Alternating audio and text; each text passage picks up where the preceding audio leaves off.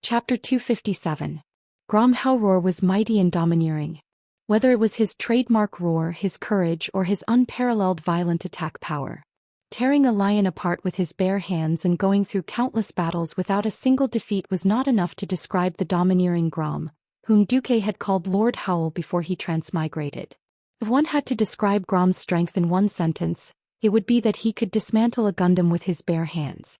The story began with Grom's father, Galmash Hellroar, whom Duque called Grandpa Howl. Galmash was the chief of the Warsong clan. He was a powerful warrior during his lifetime and was known as the Giant Butcher. Few orcs could be like him, both deeply respected by his own clansmen and terrifying his enemies. One time, Galmash and his clansmen encountered a huge Golem and a fierce battle ensued. What was a Golem? A Golem was a terrifying one-eyed monster that was 2 or 3 times taller than an ogre. Duque believed that only the one-eyed giants of ancient Greece before he transmigrated could be the prototype of this monster called Golem. During the fierce battle, Galmash was caught by the Golem. When his body was bitten to pieces by the Golem's guillotine-like mouth, Galmash endured the pain and used the last of his strength to chop his battle-axe Gorehowl into the Golem's eye before he died. When they fell, the first to die was the Golem. After this battle, Gorehowl became famous everywhere and became the symbol of the Warsong clan's chief. Galmash eventually earned the surname Hellroar for his clan. The Hellroar clan was also very good at fighting huge things. For example, such a huge warship had been dismantled by Grom in a few moves. Were the tribal heroes really monsters? Although Duque wanted to push Lothar, who had the highest combat power on his side, and Uther, who had just arrived last night, to fight Lord Howl for 300 rounds, the problem was that this was a King naval battle. Could Lothar and Uther, who were fully armored, win? Don't be ridiculous. If these two powerful people drowned because of this reason, Duque would not be able to forgive himself. Just as Uther was about to step out and ask to fight with a fearless spirit of sacrifice, Duque said, "Hey Aurelia, Cervantes, do you hear me?" An echo immediately came from the wind. Aurelia awaits Deputy Commander's orders. Yo, there's finally something exciting to do. Duque cleared his throat and said, "I want you 2 sisters to deal with the onion-haired orc chief who just tore down our warship. Yes, the one with the blood-red hooked axe. His name was Grom Hellscream and he was one of the strongest fighters in the horde. Don't be careless. I promise I'll kill him." Aurelia was as steady as ever. "Oh, sister, let's not compete in killing enemies. Those moving targets aren't that great. Let's compete to see who can kill more chiefs." This time it was a voice that only Duque could hear. Duque was under a lot of pressure when faced with such an off-topic Queen Sylvanas. Uther couldn't help it anymore. He stepped forward and said, "Deputy Commander, Uther and his silver hand request to fight." Duque glanced at Uther, who was much older than him, and said, "I know your chivalry can't stand having a woman fight on your behalf. But I want to tell you, first, don't treat the sisters as weak. Second, unless you're very good at swimming in armor, leave it to the 2 sisters." Uther was quite annoyed by Duque, but as a noble paladin, he knew very well that Duque was not targeting him or looking down on his silver hand. It was just that Uther was as puzzled as the other generals. Why did Duque seem to know their abilities and specialties so well? From the beginning of the Battle of South Shore, Duque's formation had no flaws or problems. Not only could he predict the enemy, but he was also very clear about his own people. The problem was that Duque hadn't even visited their troops. Naturally, Duque didn't have time to explain to them. Or perhaps Duque couldn't explain at all. He'd arranged it according to which of them was more powerful in history. No matter what, the destructive power of a heroic existence was shocking. As someone who also had a heroic template, Lord Howl had already used Bloodhowl to dismantle 5 warships of various sizes by the time the Windrunner sisters arrived.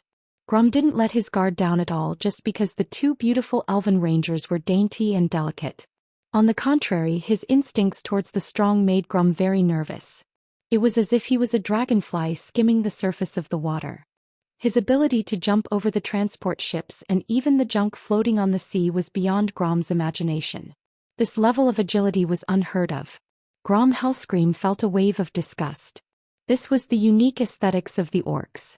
The Windrunner sisters were as beautiful as goddesses in the eyes of humans, but in the eyes of the orcs, who loved broad shoulders, thick waists and large hips, They were weak goods that couldn't give birth to strong children. Lord Howl's disdainful gaze made Aurelia, the great demon king, and Queen Sylvanas even more displeased. Humph. 6 nostrils and 3 heroes snorted coldly. It had to be said that this was a strange misunderstanding. It didn't matter. Only a dead enemy was the best enemy. This principle was applicable in every world. Since they didn't speak the same language, there was no need to greet each other. The Windrunner sisters and Lord Howl faced each other directly. They moved forward on the waves so fast that the naked eye couldn't keep up with them. The Windrunner sisters stood on the left and right. They shot a barrage of arrows while approaching Lord Howl at high speed.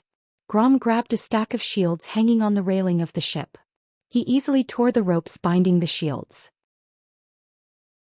They were originally used by humans for boarding battles, but Lord Howl pulled them up. 5 or 6 shields turned into flying discs that could cut a human in half and were thrown out. Of course, such a rough throw wouldn't hit. Sylvanas actually took a step forward with her slender and beautiful legs, stepping on those floating shields and flying high up in the sky. In just 10 seconds, Grom was hit by at least 30 arrows. He looked bloody and miserable, but the Windrunner sisters realized that none of the arrows actually penetrated Grom's muscles or hit his organs. The arrows that were aimed at Grom's fatal spots were either blocked or dodged by Blood Howl. Just as the Windrunner sisters were within 5 meters of Grom, Lord Howl counterattacked. A deafening roar spread out like a shockwave around the sinking ship, and the 2 sisters trembled. The next moment, the wooden boards under Lord Howl's feet turned to dust. With a swift leap, he slashed at Sylvanas. Chapter 258. Lord Howl's leap slash was unscientific. In a fantasy world with all kinds of special skills, talking about science was bullsh*t. It looked like a simple leap and fall, but whether it was going up or down, it had nothing to do with the acceleration of gravity. Blood Howl, its blazing red light shot into the sky. For a moment, it was like a scarlet sun had suddenly appeared out of nowhere. It was shocking and dazzling. The next moment, Grom, who held the axe with both hands, slashed down like a falling meteor. Speed up. Speed up. Speed up continuously. Insanely fast speed up. A moment ago, Grom was still about 10 meters away from Sylvanas. It felt like Queen Sylvanas could easily dodge with a light stomp of her feet. In the next moment, the sharp tip of the axe had already chopped down on a few strands of Queen Syriana's bangs that were leaking out of her hood. At this moment, the sharp whistle of the axe cutting through the air had just spread. This attack broke the speed of sound. This was the attack that the Hellscream family was famous for. Lord Howl's father had used this attack to kill countless ogres and Gollin. Lord Howl himself would also kill the night elf demigod Cenarius and the demon lord of the abyss, Manaroth, who was even bigger than the heavy truck Duque was in before he transmigrated. No. When Duque, who was in the command center, saw this scene through the magician's eye that had been monitoring the battlefield, he was so shocked that he stood up abruptly. Cold sweat instantly soaked his entire back. Could it be that Queen Sylvanas, who was supposed to shine brightly on the stage of the world of Azeroth in the future, would fall here? It was still World War II at the Dark Portal. There was no Doomsday Army at all. It could be said that Queen Sylvanas' death here was death. She would never be reincarnated. Unless Duque did not dare to imagine it. However, in his nervousness and shock, Duque had forgotten someone, Aurelia. As the big sister of the Windrunner family, how could she let her sister die in front of her? Indeed, Sylvanas was still immature. She was far from the all-powerful Dark Ranger and Queen of the Undead in the future, who could shake the world with a stomp of her foot. This was the reason why Duque had asked the 2 sisters to deal with Master Ho in the name of the Alliance's deputy marshal. Aurelia raised her leg and kicked Queen Sylvanas in the butt, allowing her to narrowly avoid the attack. Blood Howl was still slashing down. Seeing that she could not hit Aurelia, Queen Sylvie was about to chop off one of Aurelia's legs. Illyria's battle-hardened experience came into play. In that split second, she used the 3 arrows in her right hand to stab Grom's face. At the same time, the muscles on her abdomen bulged. She used her waist strength to turn her kick into a whip kick towards Grom's knee. Perhaps Grom could chop off one of Aurelia's legs. However, the price was that Master Ho's face would be pierced by 3 arrows. This was a fighting style that traded injuries for lives. Grom's expression changed and a serious expression appeared on his rugged face. He didn't expect that such a delicate and strange human could actually have such a ferocious fighting style. He finally realized that it wouldn't be that easy to win. Grom cancelled his jump slash. The muscles on his arm bulged and he swung a whirlwind slash, instead of a slash. In the blink of an eye, a violent tornado appeared. All the surrounding wood was chopped into sawdust and even the seawater was sucked away. Grom looked like a small tornado on the ocean. The Windrunner sisters jumped away swiftly. "Sister, are you all right?" Sylvanas knew that her carelessness had dragged her sister into this. She couldn't help but look at Aurelia's leg, which had been cut into pieces and was bleeding. Aurelia's face twitched. She wanted to comfort her sister and say that she was fine, but in the end she said in high elf language, "I'm fine, but I'll be a little slower." Orcs had thick skin and flesh, so they were fine even after being hit by dozens of arrows. However, for the Windrunner who relied on speed and agility for a living, being a little slower could mean the difference between life and death. It wasn't an exaggeration to say that Grom's strong physique allowed him to make many mistakes. If the Windrunner sisters made one mistake, they would be doomed eternally. Gritting her teeth, Queen Sylvanas said coldly, "Sister, cover him from afar." Even though she was a little worried, this was the only way. While Grom's whirlwind slash was over, Sylvanas slung her longbow and unsheathed her sword. Aurelia, on the other hand, opened up a distance of 20 meters and covered her sister with a continuous barrage of shots. In the command center, Duque finally relaxed when he saw that the Windrunner sisters and Hellscream were evenly matched. This was an exchange of chess pieces. Duque suddenly had an idea. He wasn't afraid of the orcs attacking with a large army, but what if a few powerful chiefs came? Although there was only one Hellscream, there were many talented orcs and Grom Hellscream wasn't the only one. There were also Gujar and Samuro. Samuro. Duque suddenly realized where his weakness was. Tyrion Fordring. Unsure why Duque would call his name without Uther, Tyrion, who was ready to go down the mountain at any time, stepped forward. "Yes. I'm worried about General Lang Rin at the front lines. I need you to go there immediately and follow General Lang closely during this battle." Bodyguard. Tyrion's face was a little gloomy. In his opinion, a paladin should be the kind of person who charged and broke through enemy lines, not a bodyguard. Duque's voice came again. "I suddenly remembered that the orcs have a special class called Blade Master. They have a stealth ability similar to thieves, but they move faster and seem to have some kind of strange power when they attack. Tyrion, this is a heavy responsibility. If something happens to General Lang, it will be a heavy blow to not only the battle for South Shore but the entire alliance. If you go this time, no matter what happens, I will remember you." Understood. Duque's transfer was a matter of life and death. Ryan was wearing a golden helmet and armor. Although he could arouse the courage of the Stormwind soldiers, his existence was also very conspicuous to the tribe. Just as a sword suddenly slashed at Lang from behind, Tyrion arrived. Holy shock. One of the few long-range attacks of a paladin. The attack came at the most needed time and place. The sneak attack stunned the Blade Master for a moment.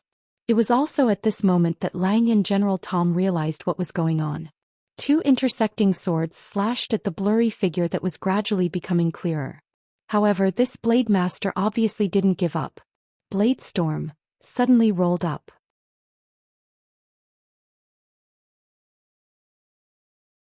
Chapter 259.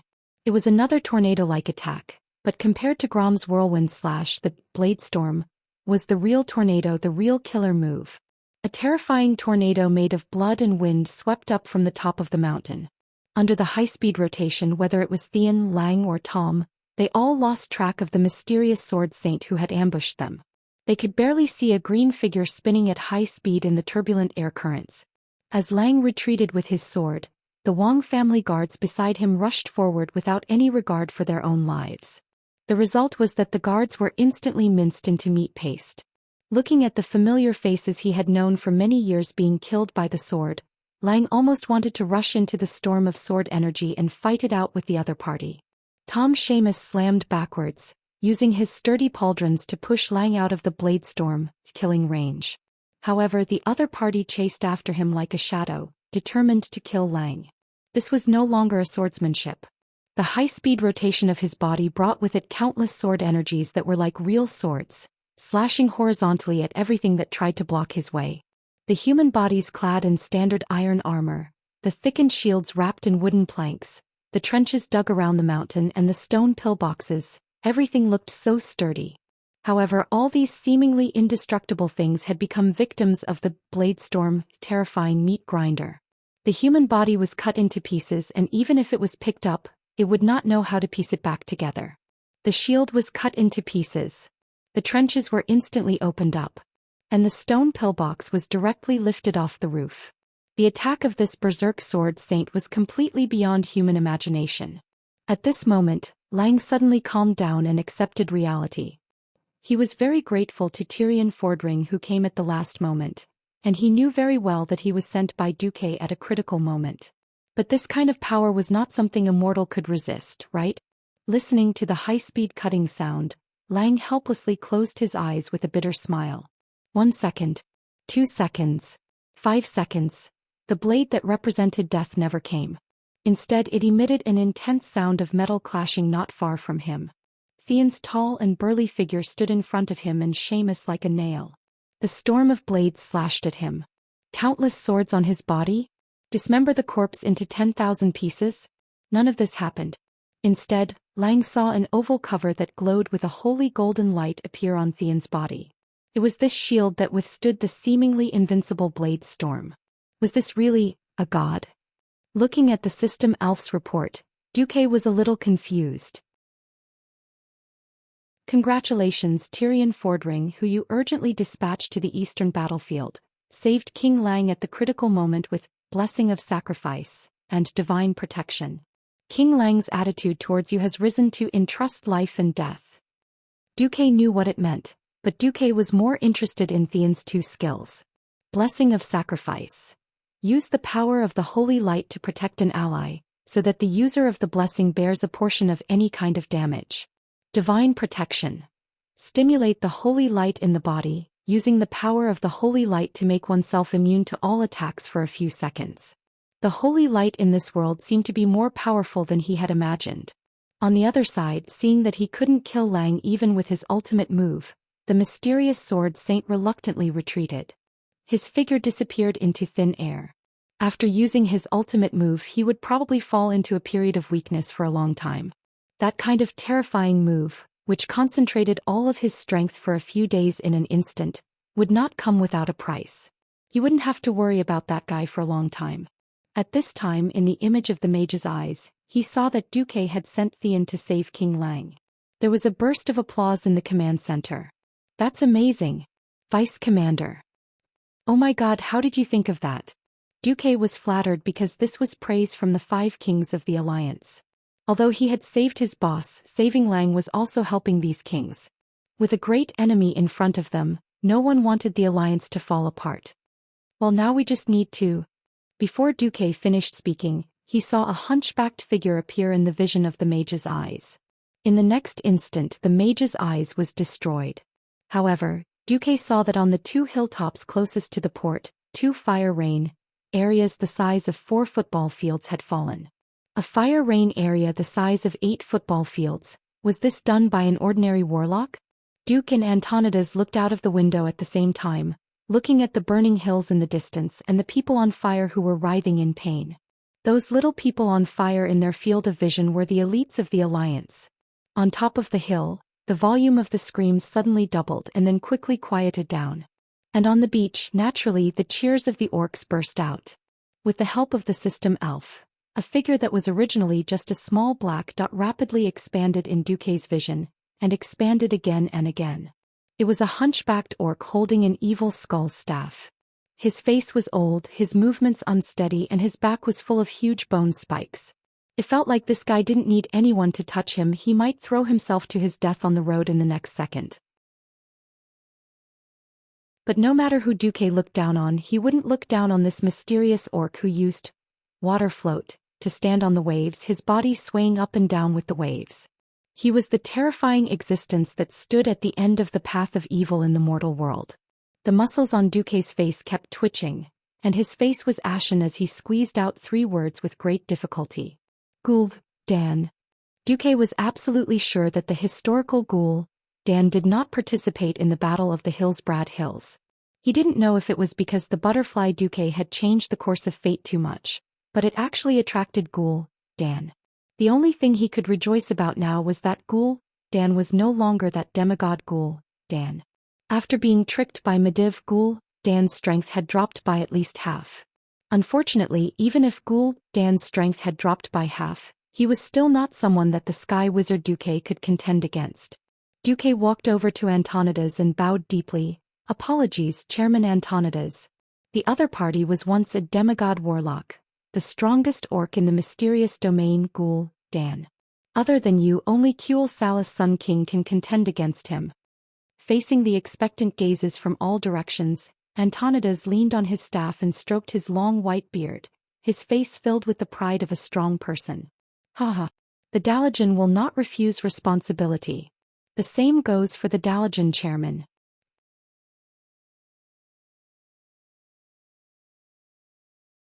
Chapter 260. Duque heaved a sigh of relief when Antonidas agreed to fight. Ghoul Dan's appearance really made Duque feel like he was in a dog's den. Duque knew that a treacherous fellow like Ghoul Dan would not work for Orgrim wholeheartedly. However, there were some enemies in this world that even if you knew they wouldn't be serious, you still had to deal with them with all your might. This was a boss, this was power.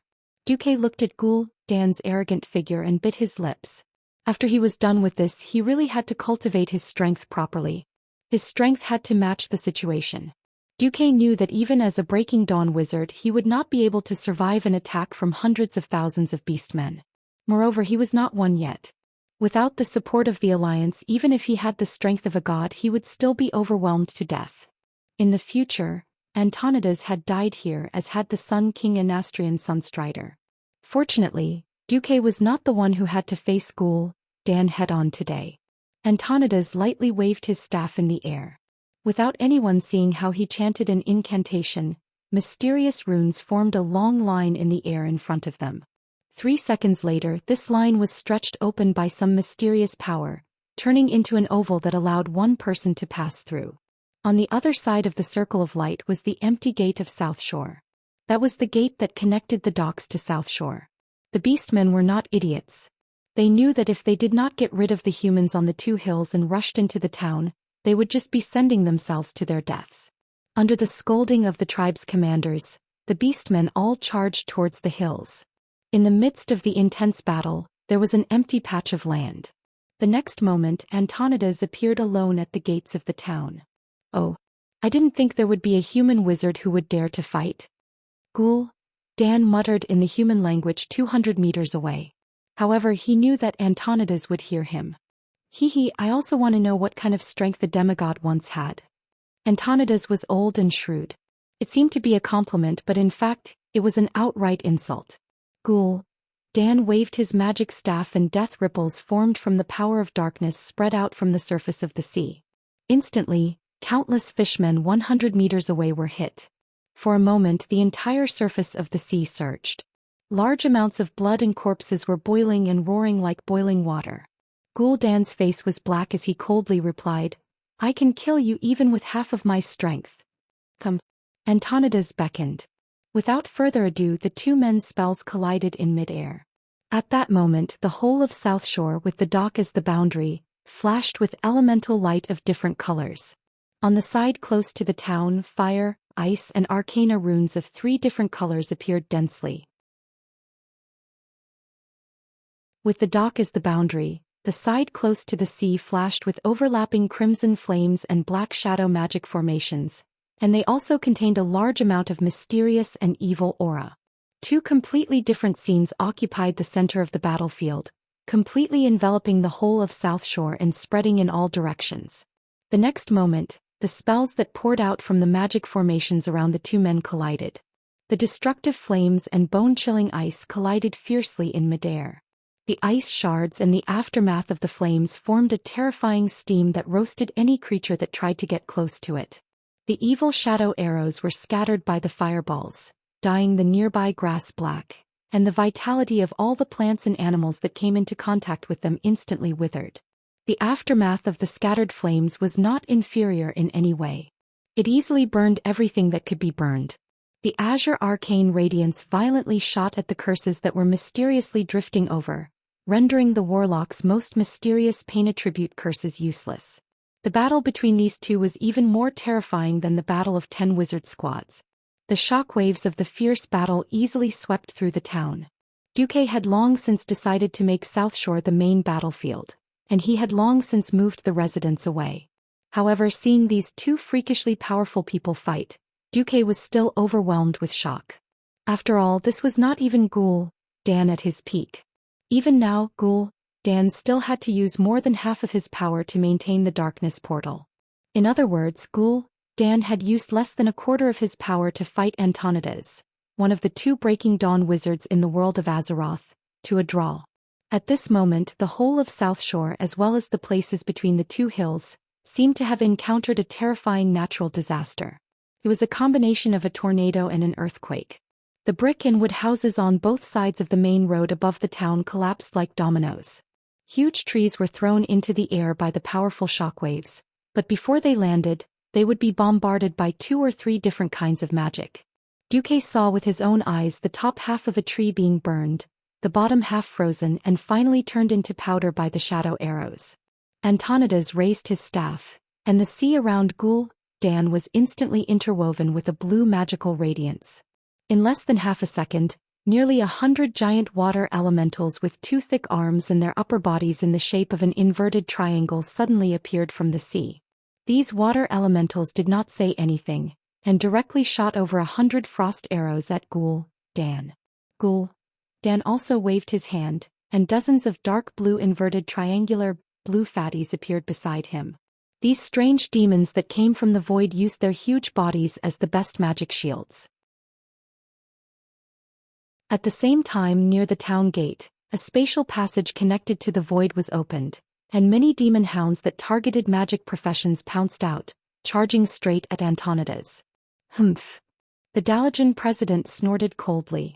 Countless ice spikes appeared from the ground and pierced into the sky. The demon hounds that should have been able to suppress mages had no resistance against the physical damage caused by the elemental transformation. As if they were skewered, their abdomens were easily pierced from the bottom up. Some of them even had their heads cut off by the ice, and they became corpses before they could rise up. The magic energy that burst out of their bodies formed a terrifying pressure. This kind of pressure could easily draw an invisible boundary on the battlefield. Even if there were no magic waves in that area, those who were not strong enough would not dare to cross it. Seeing that Duque's arrangement had once again offset the horde's attack, Lothar walked over. "What are you waiting for, Duque?"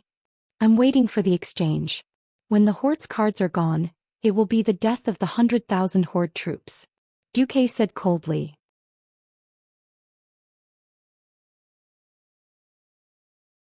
Chapter 261. Everyone in the command center's eyes lit up. They didn't know how many soldiers the horde had left. Adding the 100,000 orcs here and the ones intercepted by Dalen's fleet, it was definitely a heavy blow to the horde. From the looks of it, the humans wouldn't lose more than 20,000 people. No matter how one looked at it, this was a great victory that only happened once in a century. Duque had just retracted his gaze from the Windrunner sisters, who were evenly matched with Master Howl. He was shocked to find that the battle between the strongest sorcerer of Azeroth and the strongest sorcerer of Draenor had already come to an end. It was a draw. Antonides and Zhou Xian clutched at their wounds. The left shoulder of Antonides' sorcerer robe had been burned. A black rune with an evil aura was wriggling on Antonides' old body. Antonides was using arcane energy to dispel the rune, but it wasn't very effective. On the other side, Zhou Xian had also been hit. A huge ice prism had pierced through his left shoulder. From the wound, ice patterns spread toward Zhou Xian's heart like a spider web. Zhou Xian injected the destructive flames in his hand into his shoulder to resist the invasion of the cold. "I'll spare your life today. Next time I'll leave your filthy head behind." The two of them turned around and left without hesitation. Antonides reluctantly teleported back to the command center. Zhou Xian waved his hand and turned into a cloud of black fog, disappearing from the sea. "Master, how are you? Either come and help." The place where Antonides was covered started to emit thick darkness. The sticky black aura had a strong sense of ominous, and it tried to drill into the depths of the old magician's body and corrode his magic circuits. Fortunately, Uther's holy light was even brighter. Even though sweat was dripping from his forehead, Uther spent about 5 minutes to completely dispel the darkness. "Thank you. It seems like the Holy Knight is a great profession," Antonidas praised sincerely. Antonidas praised from the bottom of his heart. He then turned to Duke. "What a terrifying orc warlock. I'm no match for him. If I go all out, I'll definitely be the one to die. At most, I'll only be able to injure him moderately. I don't know why he's pretending to be heavily injured. All I can say is that he'll need at most a week to recover, but I might not be able to fight for the Alliance by then." "Don't worry. He won't come again," Duque said with absolute certainty. "Are you sure?" "Yes." Duque turned to look at Crassus in the Dalajan crowd. "Please send Mr. President back to the Dalajan first, and then ask Archbishop Fao to go to the Dalajan and check Mr. President thoroughly. It would have been best to send Antonidas to Lord Aaron. Due to political reasons, Antonidas would rather stay in his old nest to recuperate." Crassus quickly opened a portal, connected it to the Dalajan and sent Antonidas away. Not long after, Crassus opened a portal and hurried back. The orcs were not stupid. After their several charges were repelled, no matter how stupid they were, they realized that with so many people crowded on the coast, sooner or later they would be wiped out. They gave up the blind attack and seemed to be waiting for something. Duque's pupils suddenly shrank to the size of a needle's eye. "It's here. It's finally here." Duque stood up and slammed his hand on the table. "Pass the order. All cavalry regiments are ready to launch a countercharge against the enemy along the established route. All reserves are to enter combat positions with the spear team and the javelin team as the main force." It was finally their turn. In the command center, a group of tough generals had been waiting impatiently. If it weren't for Duque's magnificent command suppressing the tribes time and time again, maybe some kings would have protested. Now with Duque's order, more than half of the people in the command center left. As he walked down the hill, Uther was a little puzzled. "General Lothar, are we going to counterattack from the ruins of South Shore to the coast? I'm still wondering about this order. Are there any cavalry on the tribe's side? I don't think there's anything in the tribe that can stop your cavalry regiment and my silver hand." General Haas, the commander of Alterac, was also puzzled. "It's even more strange on my side. They actually want my Eagle Knights to attack the enemy along the slope of the East Hill, which is not too steep. The Eagle Knights are indeed mountain knights, and they are also used to fighting in complex terrain. But I see that General Lang's infantry is also doing well. I can't think of a reason for reinforcements." Lothar smiled. It was an extremely sunny smile. "Can you write 10 or 20 reports at the same time?" "No," Uther answered truthfully. "How is that possible?" Haas asked rhetorically. "But I know that strong mages have the metamagic ability, multicasting. That is, the ability to do 2 things at the same time or even many things. Duque is such a genius he can quickly read many times more reports than we do. He also often finds a lot of details that we don't notice. For those threats that he is uncertain about, he will make preparations, but because he can't convince everyone, he will be used to silence." Lothar paused and continued. "However, it has been proven again and again that the preparations he has made and the backup he has arranged are correct and effective. Even if I don't want to admit it, I have to admit that he is above me in terms of the overall situation and the art of command. If he were a melee professional, maybe he would be the commander-in-chief." What Lothar said was another fact of this era. People who regarded chivalry as the supreme tended to admire melee heroes more than the mysterious and unpredictable spellcasters. More people subconsciously believed that only those who fought head-on were real men. 10 minutes later, the signal to attack came. Many new creatures appeared on the coast, much taller than the orcs. Except for a few orcs who could be more than 3 meters tall, the orcs were generally about 2.5 meters tall. But these creatures could easily reach a height of about 4 meters. Ogres. These huge creatures joined the battle. They waved giant sticks that looked like uprooted trees. They roared and rushed up the hill. Bows and javelins were useless. Even if a dozen spears pierced the bodies of the ogres, they wouldn't be able to end the lives of these ferocious monsters unless they pierced their vitals. And every time the giant wooden sticks were swung, A bunker was smashed and an entire row of shield soldiers was smashed away. The shield wall that the humans relied on to fight against the orcs became the biggest fatal weakness, which allowed the ogres to cause massive casualties with every blow. Apart from the ballistae and cannons on the top of the hill, there was nothing that could stop the march of these giant creatures. The soldiers were defeated by this powerful blow. The orc soldiers attacked through those gaps and quickly spread out, sweeping up the alliance soldiers in the trenches. A group of figures wearing heavy cloaks and riding heavily armored warhorses appeared on the slightly dilapidated pier, each horse's eyes shining with dazzling red light.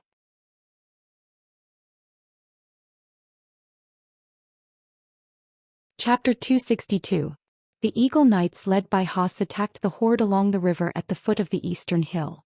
Now that Antonidas and Gul'dan were no longer in the way, in order to attack the eastern mountain in a more comprehensive manner, many tribes first came to the riverbank and then took a detour to attack the mountain from the side. When the Eagle Knights arrived, the defensive line on the hill was already very tight. On the front line, Tyrion and General Tom could often be seen leading the reserves as firefighters to fill in the gaps in the position. From time to time, even Lang had to personally lead the troops into battle. The only good thing was that Stormwind's reserves were quite sufficient. It was just that the casualty ratio was shocking. It was under these circumstances that the Eagle Knights circled around to the flank of the horde attacking the hill. "Level your spears," Haas shouted. The knights lowered their nearly 4-meter-long spears and urged their mountain horses to charge from the side. Alterax's Eagle Knights weren't heavy cavalry in the traditional sense. Considering the mountainous terrain, the armor of this group of knights was between light cavalry and heavy cavalry. They didn't have heavy armor, only light chain mail and a layer of leather armor. The war horses were also only equipped with a piece of leather armor. On the complicated terrain of the river and the hills, the Eagle Knights performed quite well. With the heavy sound of hooves, the knights quickly scattered, looking for their own targets. When the target was more than 2 meters away, they had already stabbed their spears, hitting the enemy's vitals. At the same time, the momentum of the war horses pierced deep into the enemy's body. At the same time, the well-designed spear couldn't withstand the powerful reaction force and began to explode to the side. The unlucky ones who were stabbed fell to the ground, and the knights casually abandoned the remaining half of the spear, pulled out Alterax's special double-edged broadsword, and slashed at the horde's warrior's neck. The quick charge cut off the horde's fierce attack. But Haas didn't stop. He took his men around the beach and quickly retreated from the river. The cavalry that had lost their speed couldn't even be compared to the infantry when faced with the tall orcs. Moreover, in that kind of fierce battle, the Eagle Knights suffered a lot of losses. The regular forces were dealt with by the regular troops. Transcendent monsters were naturally dealt with by the insanely strong paladins. Uther, who was charging forward, quickly saw the opponent that Duque had almost tailor-made for them. They covered their faces with scarves so only their eyes could be seen. Each of them carried a huge two-handed sword. The cavalry from Lordaeron treated them like fools and were prepared to teach them a lesson with their spears. In the rules of cavalry, it was common sense to charge at each other with a lance. Using a heavy sword against a lance, this was the only way. In their hearts, they were praising their luck, and were prepared to make use of the advantage of their lances to take down the enemy. Wuther heard countless unfamiliar buzzing sounds. 30 meters away, the charging cavalrymen fell to the ground in front of these guys. Even the cavalrymen of the Rotterdam Kingdom who did not fall to their deaths on the spot did not draw their swords to attack the moment they got up. Instead, they felt as if they were about to bleed from their 7 orifices as they clutched their heads tightly with both hands. Ah! The cavalrymen rolled on the ground in pain and let out inhuman howls. In the name of the holy light. Wuther witnessed all this with his own eyes. At this moment he completely understood why Duque wanted the Silverhand Knights to fight against these cloaked guys. These are demons. They are using evil magic to attack us. After saying that, Wuther raised his warhammer high. Several holy seals were added to the warhammer, and the top of the warhammer emitted a silver light like the moon. "Stand up, soldiers!" Wuther shouted in his loud voice. "The holy light will drive away the darkness, but you must use your weapons to defend your honor." Dazzling light spread from the warhammer, echoing the bright light of dawn, and instantly driving away the darkness from the land. The holy light shone on the warriors, and when the cloaked men raised their hands again, not a single one of them fell.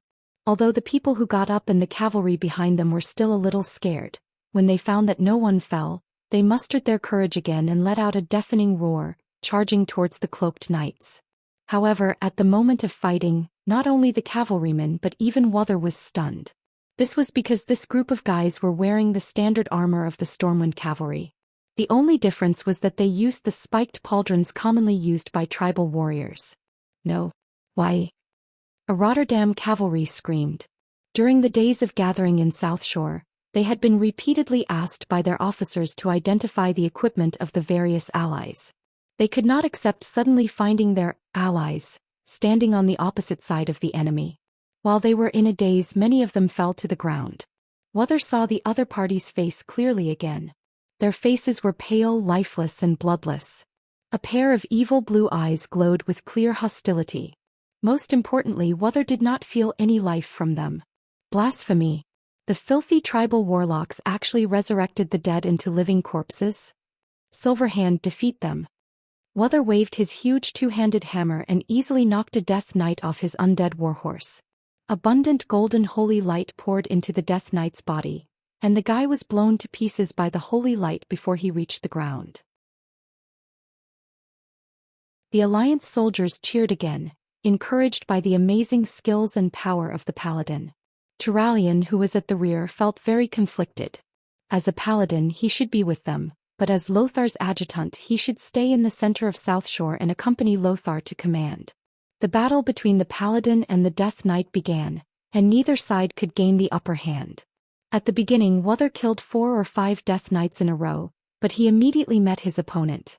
A tall guy who claimed to be Terran Gorefiend actually withstood Wuthor's attack.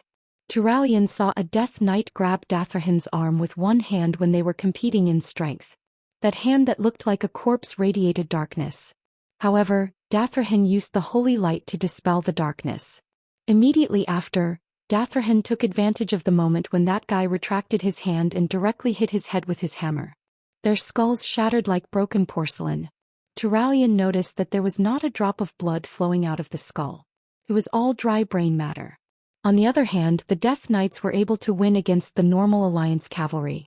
Turalyon suddenly noticed the signal coming from the hill.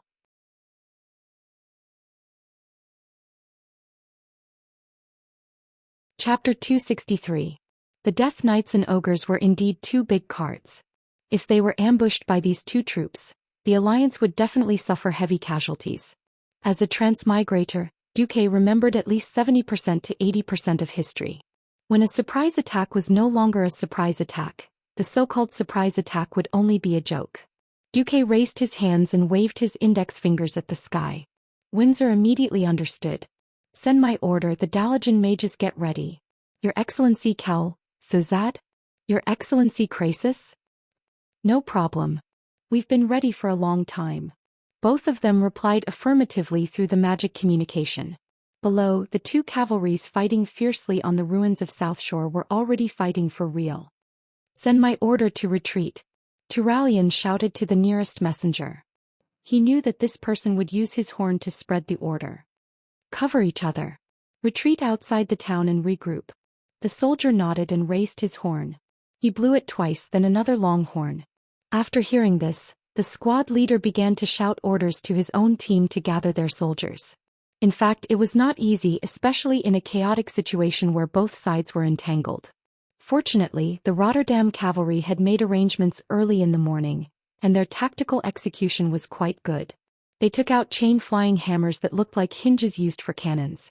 These little things with 2 round metal balls connected by chains in the middle was a simplified version of a tripwire. They were thrown directly at the leg of the Death Knight's horse. Under the effect of inertia, the small ball would naturally spin around the horse's leg. Regardless of whether it was a dead horse or a flaming horse, its speed would still be reduced. Most of the cavalries got rid of their opponents. The Hand of Silver was in charge of the rear position. The Death Knights who did not receive new orders chose to pursue. Just as the Alliance cavalry pulled away from the Death Knights, bright lights flashed on both sides of the hills. The Dalajan mages. Even when the main battlefield was at its most critical, Duque did not send out these killing weapons like the Pharaoh. Even when the ogre mages appeared on the battlefield and beat up the mages of the Storm King family and the Rotterdam Kingdom on the two hills, Duque did not use them at all. Good steel should be used on the blade's edge. In Duque's opinion, a battle of attrition between a mage and a warlock was too boring. If he wanted to use it, he would use it to eliminate the enemy's elites. This was only the second battle at the Dark Portal. Before the Doomsday Army came out, the Death Knights of the Horde were very valuable. Although the bodies of these Death Knights belonged to Stormwind City, their souls were those of Gul'dan's warlocks who were killed by Orgrim. Only these warlocks could allow newborn Death Knights to easily grasp dark magic. It doesn't matter if these warlocks are high-ranked warlocks or apprentice warlocks, in any case one dead is one less. As long as they die here, paladins can purify their souls. Even Gul'dan can't resurrect them as Death Knights. The name of the battle this time was Beastman's Blood. With the amplification of the battle magic formation, the power and range of each mage's magic were greatly increased.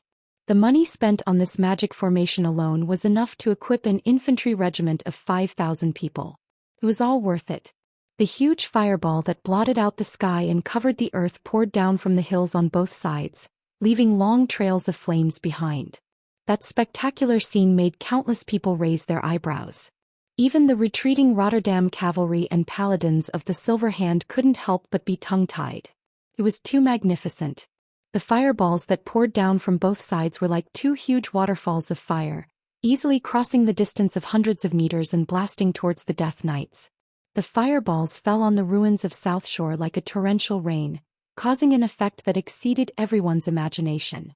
South Shore, which had become incomparably dilapidated after the battle between Antonidas and Gul'dan, was now injected with the elemental life force called flames and came to life. Everything surged with flames and everything they touched was violently dyed in the color of flames, forming a scene that seemed like the end of the world. At first, the Death Knights who had lost their senses were still chasing the Alliance cavalry on their undead warhorses, but soon they were drowned by the explosion. The terrifying explosion plowed through the ruins of South Shore again. After a round of attacks, there was nothing left to continue standing in the flames. Ha! Perish dirty bones. Really go to hell, don't stand up again. The Rotterdam cavalry vented their frustrations from being suppressed just now. Even with the blessing of Uther's holy light, they could not fight like real paladins after all. That had nothing to do with combat skills, and was purely suppressed by the evil power of the enemy. Now they vented to their heart's content. Boo, boo, boo. The horn sounded. It was a signal for all the cavalrymen to retreat. We're still retreating. Turayan frowned. Noxus laughed. Duque is really greedy, but I like it. On the other side, Duque contacted Gina Goldsword directly through magic communication. Miss Goldsword, how's General Dalen? Duque asked urgently. Coming. Almost in response to Dalen's confident answer, the sails of Kurtula's fleet appeared in everyone's field of vision. The orcs were alarmed. Almost every orc commander realized that they were in big trouble. That's right, the coastline of South Shore was the widest, and the most suitable for a landing battle. The problem was that if they could not attack, the hundreds of thousands of orcs would all be squeezed on the narrow and long coastline. They would be the best targets for the fleet's cannons. On the flagship, seeing so many tribes squeezed on the coast, General Dalen was ecstatic. Open all the cannons and use the grape shot. I want these green-skinned creatures to go to hell. It was early in the morning and the wind was right. It was perfect for Kurtula's fleet, which used sails. The sail, which was originally just a tiny dot, rapidly expanded in everyone's field of vision. There was a sudden burst of cheers that could turn the entire world upside down. Hooray! Blast those bastard green-skinned creatures to death. Don't even think about charging over. Just stay down there and take the cannons. The orcs launched a desperate charge, trying to break through the defense line of the hill. Even the ogre mages were charging, but the Dalajan mages suppressed the ogre mages very well.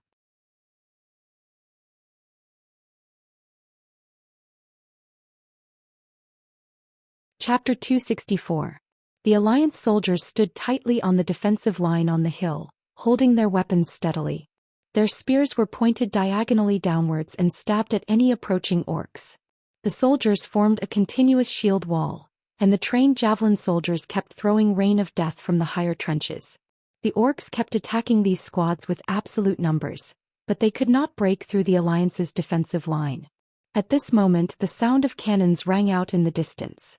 Duque clenched his fists in excitement. This was what he wanted. Artillery and infantry coordination. Land and sea coordination. These two concepts were completely foreign to the world of Azeroth, but to Duque, who was a transmigrator and a fan of the fake military, it was like a drizzle. The cannons of this era had very big limitations. These primitive breech-loading cannons had a short range and their power was limited.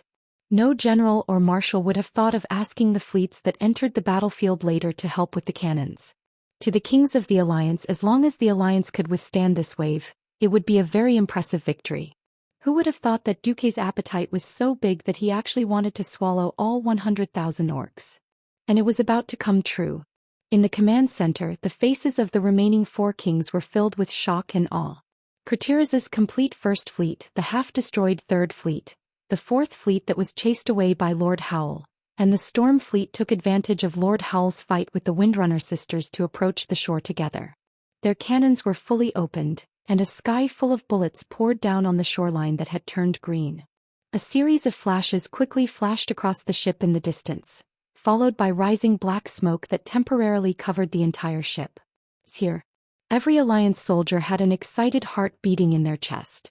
When King Lang saw thousands of black lines across the morning blue sky from the top of the hill, he even forgot to continue to encourage his soldiers.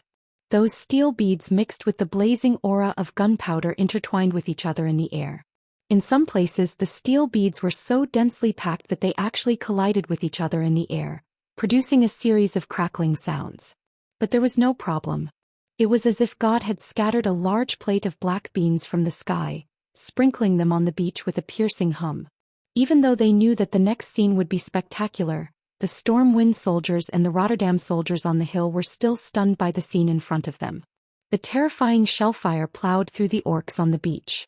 The place was originally crowded with green dwarves, but after a round of fire, only a few were left standing. A sieve-like formation appeared in front of the Alliance soldiers. Just as the Alliance soldiers thought that victory was at their fingertips, a voice suddenly rang out from the battlefield. It was a sentence that was continuously shouted out. Loch Terragar, he would rather die than win. Tens of thousands of orcs recovered from their shock and shouted the same slogan. The wills of tens of thousands, hundreds of thousands of orcs converged into one, turning into a raging tide. Unfortunately, this tide was extinguished before it could reach the Alliance's camp. Pass my order, use the firewall technique. Duque ordered coldly. Dalaran's mages immediately released a high wall of flames on the hillside of the 2 Alliance mountains. Wall of Fire was not a spell with a good price-performance ratio. To maintain the wall of flames they had to constantly inject mana. 4 low-level mages, maintaining it for a few minutes would deplete all their mana. In most battles this spell was not very practical. However, at this crucial moment, the appearance of the firewall technique extinguished the last thoughts of the Horde. The orc warriors were not paladins who could temporarily rely on the holy light to become invincible. How much combat power could they have if they risked their lives to charge through the firewall? This attack directly smashed the morale of the Horde. Finally, the Horde's retreat horn sounded. Retreat? How could it be so easy to retreat after landing on the beach? Duque did not know who the commander of the Horde was this time, but he was sure that Orgrim was not here. However, it was not easy for the Horde to retreat. Their only path of survival was in the direction of the East Beach, because they knew that the Alliance's tight defense line was still there if they retreated to the west coast. Moreover, the sea facing the west coast was deep water. As long as Kurtiraz's fleet was there, they would not be able to board the transport ship back alive. The east side was different. Even though the entire coast from South Shore to Tangarok in the southeast were guarded by Stormwind soldiers, the sea facing the east coast was shallow water with a depth of less than 3 meters. The Alliance's ships could not enter, and this was the Horde's only hope. In fact, the Horde was retreating in that direction, and the transport ship was also moving in that direction, ready to receive the Horde's warriors. However, it was not that easy. Mogger, have your mare people go to the sea facing the east beach to snipe the orcs. Goo, yes master. Without waiting for Duque's order, Lothar personally led the cavalry to chase after the orcs when they retreated. This was a rare opportunity to beat the orcs when they were down. Other than Lang, who did not dare to advance too recklessly, who continued to defend his own hill and continued to attack the horde passing by, the bombardment had already extended to the east beach. On the hill to the west, Mograine and Abendis had already led their troops down like ferocious tigers, chasing after the horde's tail. On the entire battlefield, the battle was nearing its end. Looking down from the sky, the silver torrent representing the Alliance was in a semi-encirclement, chasing after the remaining green parts along the coastline. The horde had sent out many troops to cover the rear, but none of them could hold on for long. They were quickly torn apart by the fierce bombardment of the Alliance's long-range weapons and the fierce impact of the Alliance's army. They were quickly swallowed up by the human torrent. In the Alliance's command, thunderous cheers were heard. This was the first victory since the establishment of the Alliance, and it was also a rather great victory. Congratulations, Deputy Chief Marcus. The most excited king of Stormguard, Tolbane, was the first to shake hands with Duque. The Alliance's victory would undoubtedly greatly reduce the pressure on Riptide Fortress. No matter how good the defense of Solder Bridge was, being besieged every day was not a long-term solution. Thank you. Duque smiled. The second to come up was King Terina's. Sure enough, it's the world of the young now. Kalia misses you very much. Come to Lordaeron more often when you have time. The king of Lordaeron's words were clear. Duque forced a smile and nodded. Yes, I will definitely go when I have time. Yes, I am very busy. The third was King Xian. Now it's good, at least we taught those green-skinned creatures a lesson. I don't have to worry about waking up with a bunch of green-skinned creatures on the kingdom's beach. There are still many orcs, we need to continue working hard. The last was King Eden. This Alterac king had always given Duque the impression of being gloomy, cunning, and astute. Just as Eden was about to say something, a sudden change occurred. A sharp long sword pierced through Duque's chest. Foot.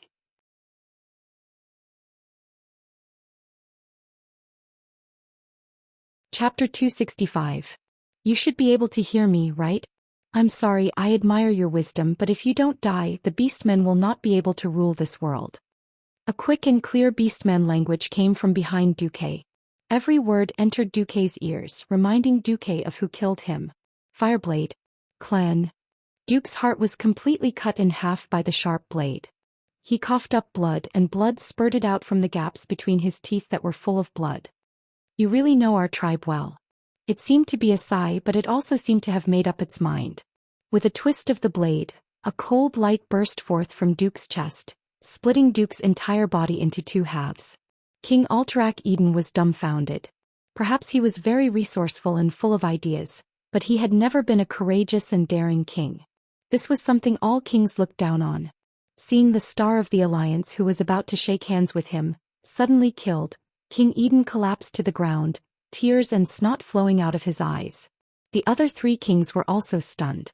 Terina's was frozen in fear, while Jean and Salas pulled out their swords at lightning speed. More than 10 sounds rang out as if they were the same note. Inside the hall were the dignitaries of various countries. Although many generals had already left the mountain, the dignitaries never lacked guards. Unfortunately, these sounds came from the chests or throats of the guards. More than 10 guards were assassinated on the spot by the sudden appearance of the orc. Among all the guards, only Windsor and Gavin Rad activated divine protection to block this fatal blow. Even though there were over 1,000 guards in attendance outside the command center at this moment in this enormous command center, there were only the 4 kings, Windsor and Gavin Rad, left, a total of 6 living people. The king's pupils contracted as they finally saw their enemies. They were all tall with ferocious faces and protruding fangs. They carried large flags with domineering words on their backs, and held 3-foot-long burning blades in their hands. They were all sword saints of the Fireblade clan. They had crossed the entire battlefield in an unimaginable way and arrived at the headquarters of the Alliance, which was overlooking the ocean. There, they had planned a decapitation strategy. I was too careless. He was too careless. The impending victory had paralyzed everyone. The soldiers could not wait to participate in the pursuit and taste the first great victory of the human alliance against the orc tribe. No one had expected the other party to be so sinister. This was worse than the last time Ryan was ambushed. If more than half of the kings of the alliance fell here, the country that lost the king would inevitably fall into chaos, and the alliance would inevitably collapse. No matter what great victory Lothar achieved on the front line, it would not help. To the tribe, these sword saints of the Fireblade clan were so close to becoming heroes. Just a little bit more. The only thing they didn't expect was that Duque would be resurrected. The surrounding air instantly dropped to the freezing point, and a tornado-like blizzard appeared in the blink of an eye. The sword saints had long since realized that something was wrong, but the snowflakes in front of them were so large that they could not even see their own fingers. It had to be said that the leading sword saint was definitely a top-notch expert. He did not hesitate for even half a second and immediately pulled out Blade Storm. The sword saints of the Fireblade clan would definitely know how to deal with this move, but it was a different matter for humans. In such a narrow space there was no space to dodge at all, and it was not just one Blade Storm but more than 10. All the sword saints used their ultimate moves at the same time as if they had a tacit understanding. Even if these sword saints were not as powerful as the leading sword saint, the Blade Storm that was blasted out was not to be underestimated. Looking at the sword light that filled their vision, even though they knew that there was a mage protecting them, all the kings were scared out of their wits. Scram! A loud roar sounded like thunder from the sky, causing everyone's eardrums to ring. The next moment, the entire ground of the command center exploded with dozens of huge ice prisms. The kings suddenly felt as if they were in the middle of a snow-colored forest. They immediately came back to their senses and they had a question in their minds. Where were those damn sword saints of the orcs? The stone ceiling was pierced through by a large pile of ice prisms. The sword saints were also sent flying. Spin. Aren't you all very good at spinning? I'll let you guys spin around as much as you want. On the ground, Duke's figure appeared from the dissipating white fog, pointing at the sky and cursing. Yes, using one's high-speed spinning to create countless sword auras that were as sharp as blades was indeed very awesome. Don't forget, the blade storm of the sword saints came from spinning, and spinning required a fulcrum to stand on. What Duque did was to send all these fulcrum flying into the air. The sword saints were so depressed that they wanted to vomit blood. What happened to the promise of eating the king's heads together tonight? What happened to the promise of using their ultimate moves to destroy the heavens, the earth and the air? The legendary ultimate move that would definitely cause a bloodbath had all become a fool's one-man show. It was not that they did not want to stop, but this kind of terrifying ultimate move that erupted all of their energy in an instant was not something that could be stopped easily. They also wanted to move away from the ice prisms under their feet and then slash at Duque. But the ice prisms under their feet continued to thicken and extend, not letting them fall. As a result, under the gaze of thousands of Alliance soldiers, the roof of the Alliance's headquarters was lifted off, and then more than a dozen small tornadoes of sword blades spun continuously in the air. It was not known whether this scene was terrifying or funny. This situation directly alarmed many soldiers who were chasing at the front lines. Not good. Every general's face was pale. Stop. Everyone return. Turayan shouted nervously. Wait. Noxus stopped Turayan's recklessness. What can we do if we go back now? Duque should be fine. If he's here. Almost at the same time, the mages responsible for communications around every general received a message from Duque. All the important personnel are fine. The headquarters is under attack. Praises. Kelp, Thizad is back. Duque was very calm and very clear-headed.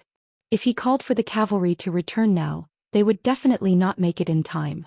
But the two pharaohs were another matter. A series of flash lights lit up on both sides of the mountain. There was no time to lock onto the coordinates of the teleportation, so the two famous pharaohs of the future used the fastest and most violent method, using flash continuously to hurry on their way. Low-ranked mages had to rest and adjust their magic circuits after each use of flash, but there were no such restrictions for Radiant Moon mages.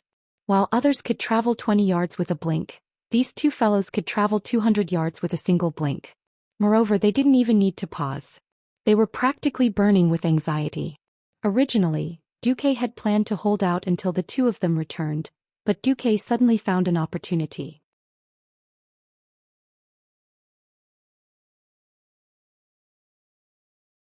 Chapter 266.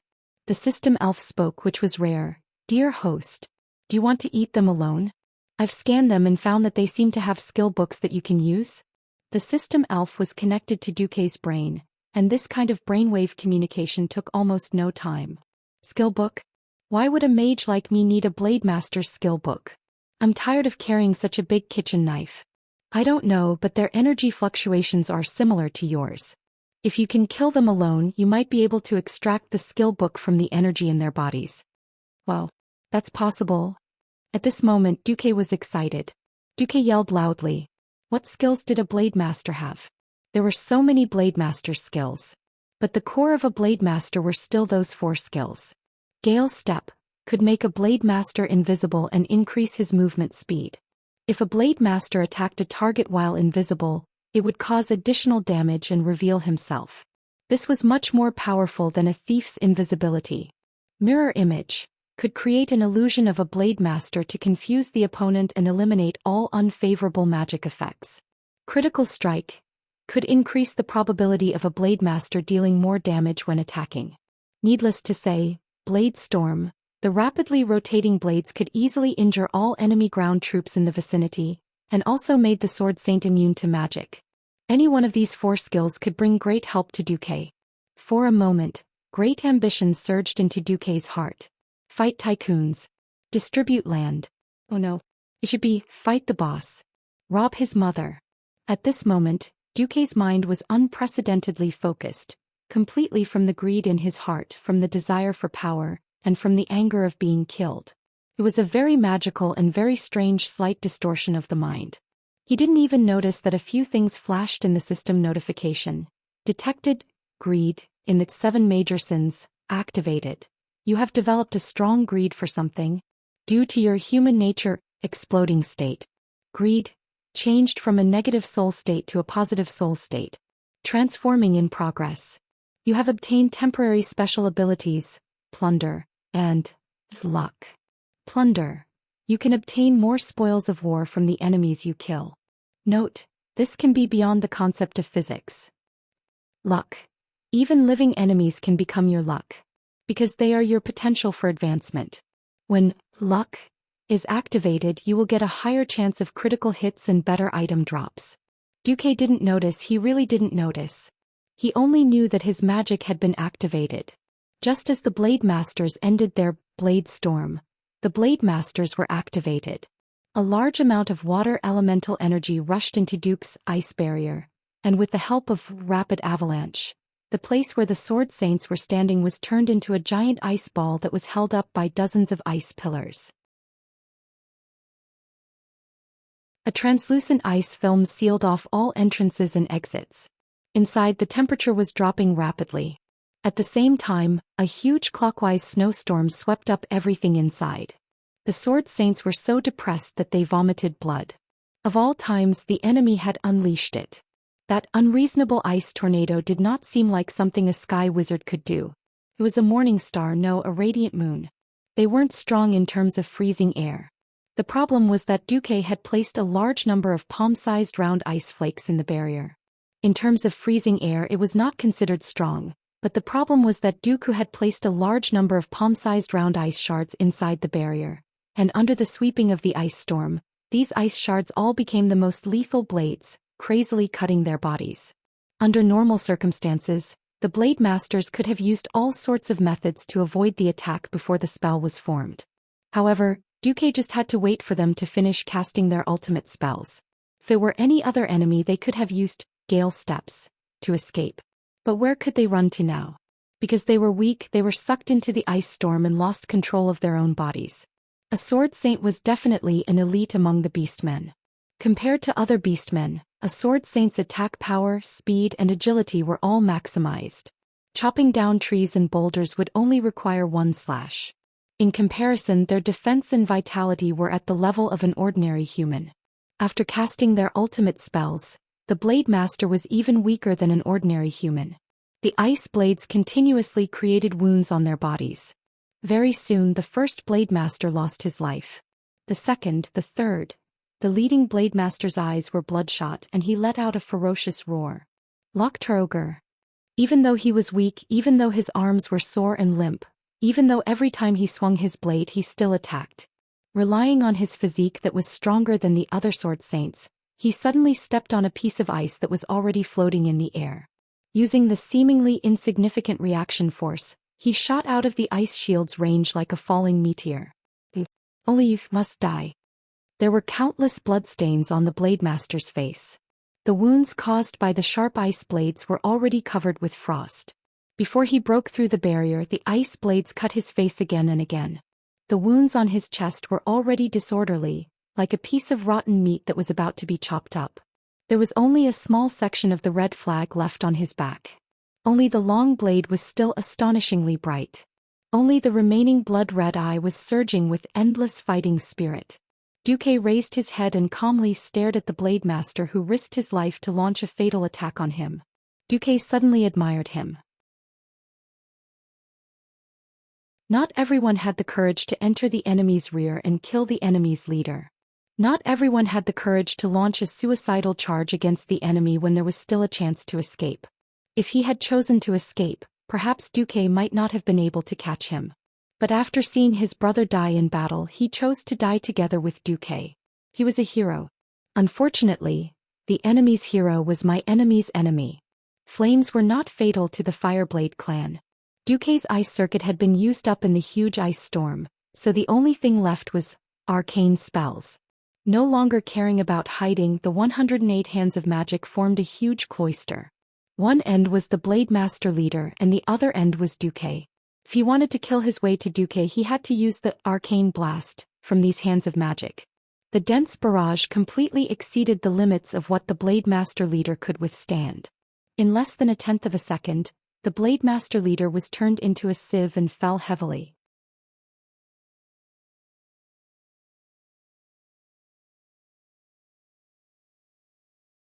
Chapter 267. However, the Sword Saint leader was not dead yet. He fell to the ground and blood flowed out from all the wounds on his body. Soon the already red floor was dyed red. He raised his head and opened his remaining eye. He opened his mouth with 3 broken fangs.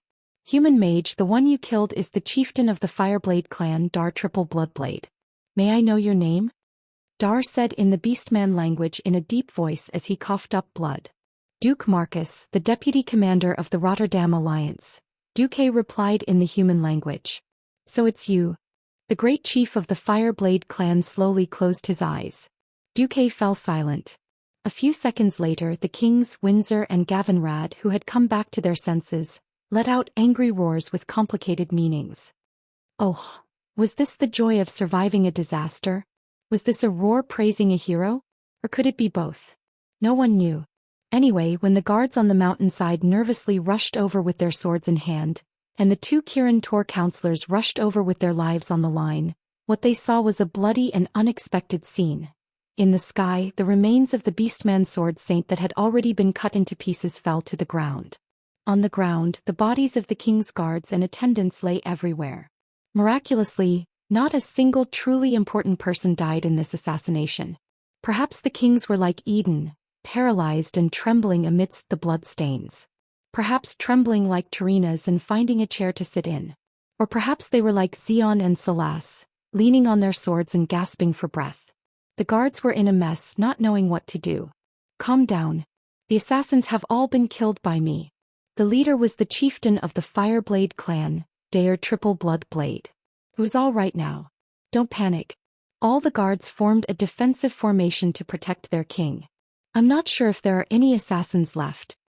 Pausing for a moment, Duque sat down dejectedly. Krasus, I'll leave this place to you. Inform Lothar that the army will be under his command. Kelt, Thizad, I'll have to trouble you to go back and oversee the mages. After arranging everything, Windsor hurried over to support the limp Duque. Master, are you all right? I'm fine. I'm just a little exhausted. Those sword saints are not easy to deal with. Are you hurt? Gavin Rad's face was burning. Just now he couldn't do anything. Under divine protection, he could not use any weapons. He might be able to use the holy light to heal the kings, but the problem was that if the kings were killed instantly, his holy light would be useless. No, it's just that my magic circuits are a bit messed up. I'll be fine after some rest. Duque looked weak on the outside, but he was so happy that he wanted to jump up and shout, "Yours truly is rich. Yours truly is rich. Yours truly is rich." There was no reason for it.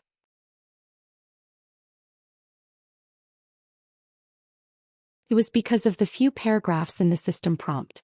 Congratulations, host. You have extracted a mysterious power from the souls of the sword saints of the Fireblade clan. You have obtained the secret of Mirror Image. You can now use the advanced version of Mirror Image. True Mirror Image. Your temporary special abilities, Plunder, and Luck, have come into play. You have extracted the true essence of Blade Storm from the soul of Dar Triple Blood Blade. Your Ice Shield and Rapid Avalanche have combined into a new combination skill, Blade Storm. Blade Storm. This is the magical version of the Blade Storm. You can condense the cold aura into countless sharp and frightening blades, slowing down and cutting all enemies within the range of the storm into pieces. The power will increase as your ice circuit is strengthened. However, this is a very extreme magic. As a price, your fully activated ice circuit will be overloaded for a short period of time. You will not be able to use any ice magic for the next 3 days. What is this? This is clearly a killer weapon. Whoosh. I hate that I don't have a high-level ice circuit. Otherwise, the power of this move would be many, many times greater. Thinking of this, Duque felt a little resentful again. The Sun King's arcane fire circuit was indeed amazing, but the problem was that there was no ice magic. Duque rummaged through Mediva's lair for a long time, but he couldn't find an advanced mode for practicing the ice circuit. Involuntarily, Duque thought of Frost Grandpa Antonidas. Antonidas was proficient in all 3 elements, but he preferred to use water and ice magic. Just by looking at his insane number of water elemental summoning spells, one could tell how powerful his ice circuit was. But it doesn't seem to be easy. Duque's mind was a little messy. When he came back to his senses, the entire South Shore, the entire Hillsbrad Hills were boiling. We won. Long live Anduin Lothar. Long live Duke Marcus. The huge sound waves formed wave after wave of angry waves, wantonly attacking everyone's eardrums. From the northernmost refugee camp, to the gathering place of the reserve troops, to the vicinity of the headquarters, to the 2 hills that had just experienced a bloody battle, to the beach, and even to the battleship that was on the sea, everyone raised their fists or weapons high in the air. Long spears were like a forest and swords were like the sea. Thousands of wills converged into one sentence. Long live the Alliance. Whose tears were flying. Who was venting their sorrow. The orcs, who had thought that they were invincible, were finally beaten into the hell of losers under the united efforts of the 7 major human kingdoms. Their corpses were thousands of miles away. Those ugly and ferocious faces were stiff because they had lost their lives. Those huge and frightening bodies covered the entire ground of South Shore, the entire beach and half of the sea. The terrifying legend of the orcs' invincibility was shattered today, right here and now. Long live. The cheers of thousands of soldiers and civilians were like a tsunami, soaring into the sky. Long live. The loud cheers seemed to have brought the entire human world back to the past. Under the banner of Thoradin the Great, everyone was united and they were invincible. The 4 human kings walked over, and this time they did not shake hands but hugged. If not for Duque, they would have all died under the blades of the Fireblade clan, and their noble lives would have become the new legend of the Fireblade clan. Unfortunately, it was because there was no if that the alliance could continue. Old Tyrrhenus patted Duque's back and whispered, "I owe you one. If Stormwind is unable to restore your kingdom, come to me. I can lend you 100,000 soldiers. Wherever you conquer, that will be your territory. Thank you, Your Majesty Menethil. If that day really comes, I will ask you for this favor."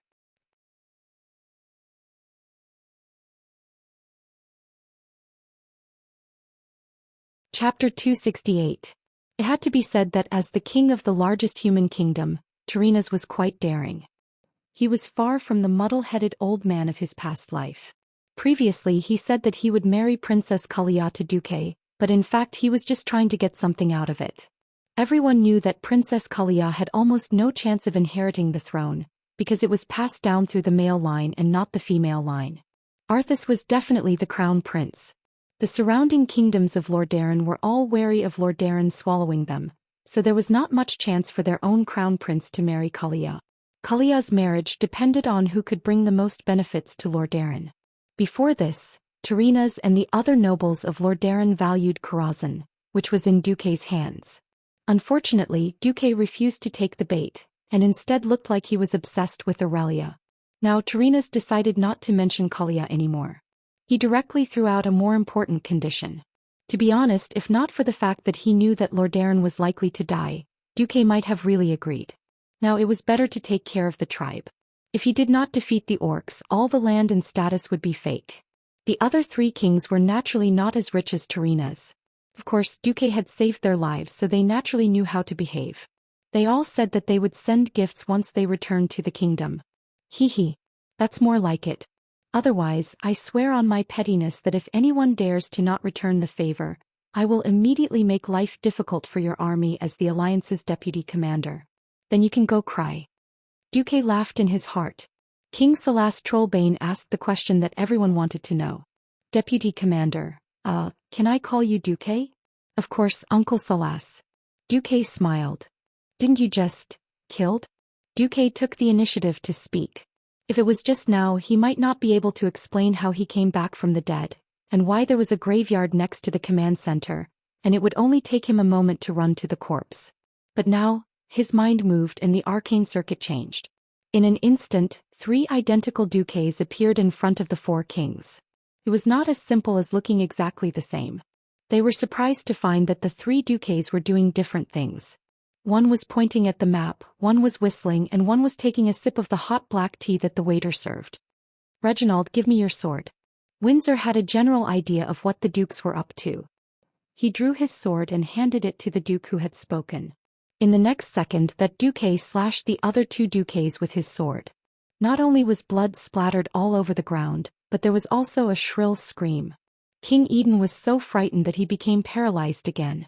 Then with a blur, the 2 Duques turned into streams of light and disappeared. Duque chuckled. Sorry for scaring everyone. This is the advanced version of the magician's mirror image. I call it true mirror image. Oh, I see. Everyone applauded Duque's high level of magic. And so, just like that, Duque managed to fool them.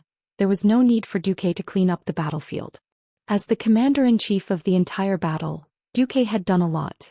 When he returned to his house to rest, every soldier and general along the way, regardless of nationality, respected Duque. To be honest, Duque had put in a lot of effort to trick the tribe. Now Duque just wanted to go back to his house and have a good sleep. At this time, Duque suddenly noticed that in the status bar for Aurelia, there was the word lightly injured. Demon Queen Aurelia is injured? Duque's heart ached for no reason. Even if Aurelia and Queen Sylvanas couldn't take down Lord Howl, they shouldn't be too far off. Maybe it was because of the terrain. Duque blamed himself a little. Realizing that Duque had changed his direction, Gavin Rad was stunned. Sir, where are you going? I'm going to the elves' encampment. When Duke arrived at the place, he saw the elves lying on the ground in a disorderly manner. The elven archers were all tired after the continuous battle. In less than 2 seconds, the elusive Sylvanas appeared. She tilted her head, blinked, and suddenly sighed. Sorry, I was careless this time. But next time I'll definitely return the favor, sister. After saying that, he disappeared on his own. Queen Sylvanas is indeed a little capricious. Duque sighed inwardly. When Duque walked further inside, he ran into Archbishop Benedict of Stormwind City. Your Grace, Benedict smiled kindly. It's no big deal, but that kind of strain is not the domain of the Holy Light. Perhaps Ms. Windrunner needs to rest for a while. The Archbishop left and then Gavin Rad whistled. Sir, I understand. I'll wait here. Deep down, Gavin Rad was still a young man of noble birth. Perhaps because of this, his faith wasn't pious enough. As a holy knight, he was always overshadowed by the 4 powerful people chosen by Fao. Duque didn't argue. After all, it was true that he liked Aurelia. Taking a deep breath, Duque walked to the deepest part of the forest. He thought that Aurelia would build a treehouse or something, but all Duque saw was a fishnet-shaped hammock. Aurelia was lying on it, her right hand covering her eyes as she swayed. Sorry, little Duque. I made a fool of myself. I thought I could take care of the opponent cleanly. In the end, the two of us together could only hold him back. You sisters did a good job. He's Grom Hellscream. If given enough time as one of the strongest people in the tribe, he could destroy 3 fleets of Kurdilas. Although I want to say that I feel better, a failure is a failure. It's ugly. You're hurt, Duque said lightly. I'm fine. Then why don't you jump on the ground with your legs? Duque teased.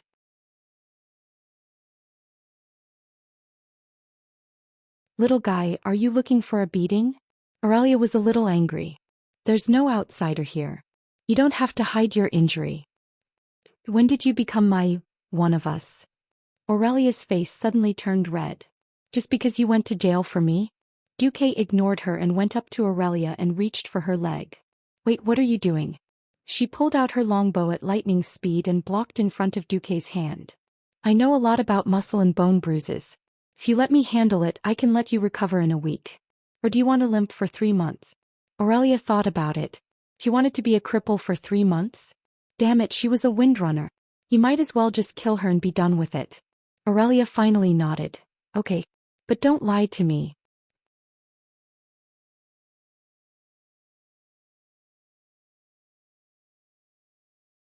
Chapter 269. Aurelia didn't want to believe Miracle Doctor Zhou at all. When she was fighting with Grom, she could endure the pain with her willpower. But after the battle, she found that she was in terrible pain. What was worse was that she had forgotten how long it had been since she returned empty-handed. After fighting for so long, there wasn't a single decent prey. Those orcs killed on the beach were no different from rabbits on an outing to her. It was rare to see a decent one, but she couldn't take it down. As the heroine of the Troll War and the eldest sister of the Windrunner family, Aurelia couldn't bear to see her 4th brother silently kill 3 figures. Hearing that the internal tribes wouldn't attack South Shore in the short term, Aurelia was prepared to go to Solder Bridge to kill.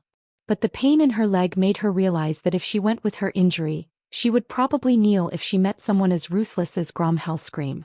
Unfortunately, the traditional healing skills of the High Elves and the holy light of humans couldn't do anything to her injury. As a last resort, she could only let Miracle Doctor Zhou try. Aurelia had already made up her mind. If Miracle Doctor Zhou was actually Quack Doctor Zhou, then she wouldn't care if he was the deputy chief of the Alliance or the Hand of God of South Shore. She would make his face feel the same pain as hers. For the time being, it seemed that Miracle Doctor Zhou was very professional. Without moving closer, Miracle Doctor Zhou asked, "Which part of your leg hurts and how does it hurt?" Aurelia jumped down on one leg. Her posture was so light that it was almost impossible to tell that she was injured. But from the slight frown on her face, it could be seen that the Great Demon King was in a bit of pain. Sitting on a shiny rock, the Great Demon King stretched out her right leg and took off her knee-high boots, revealing a smooth and beautiful leg. Aurelia's leg shape was really beautiful. Unlike most High Elves' slender legs, her legs were slightly rounder than her brethren's. Perhaps in the eyes of many male compatriots, Servana's slender and straight legs were the pinnacle of orgasm. But as an old racer who had watched 10 terabytes of racing movies, Miracle Doctor Zhou thought that these legs were the best. This was what attracted Duque the most. Duque didn't pounce on her. Idiot. If he really did that, he would be instantly killed. Duque had no doubt about this. A minute later, Queen Shi, who was wandering outside the forest, suddenly pricked up her ears. She heard some bad noises. She wasn't sure at first, but her sister did a good job of disrupting the flow of the wind. In just a few seconds, the flow of the wind became chaotic. It was obvious that her elder sister had lost control of the wind. This was an extremely rare occurrence, which only proved one thing. Elder sister Aurelia had encountered something that made her confused. Not good. That bastard.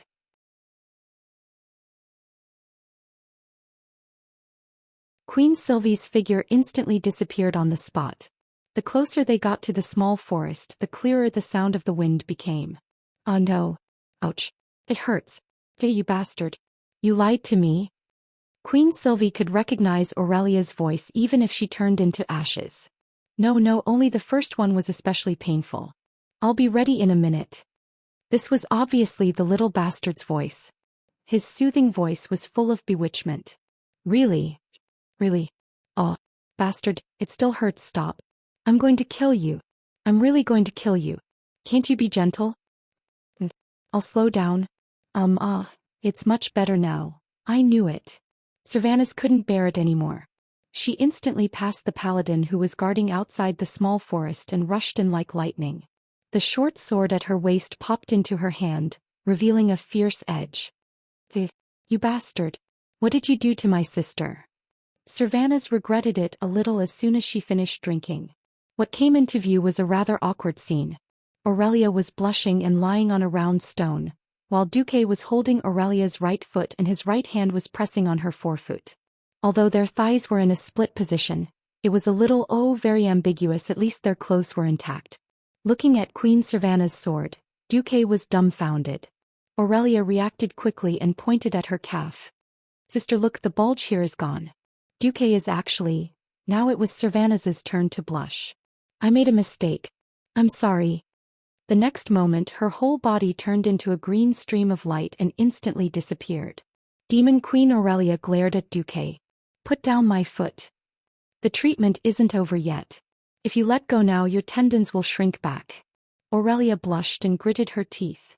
Hurry up. Yes. Back to 3 minutes ago. Duque asked Aurelia where it hurt. My knee in here. Aurelia pointed at her calf where there was an obvious bulge. Duque was embarrassed. Sister, you haven't tried it for so long. Cramps? Cramps? What is cramps? Demon Queen Aurelia, who had never been defeated in thousands of years, was as cute as a little girl at the moment. You've never tried it when you're exhausted and very tired and then accidentally, the tendons here contracted violently and curled up into a ball. I've never tried it. I can kill hundreds of trolls without taking a breather. Duque was speechless. Then, Duque gently touched the Demon Queen's knee and asked her what she did when she got hurt. Duque was confident. Cruciate ligament strain and cramps. The rarest thing is that you didn't pull your tendons back after having cramps for so long. Cruciate ligament strain. Before Duque traveled to this world, many soccer players suffered from this kind of injury.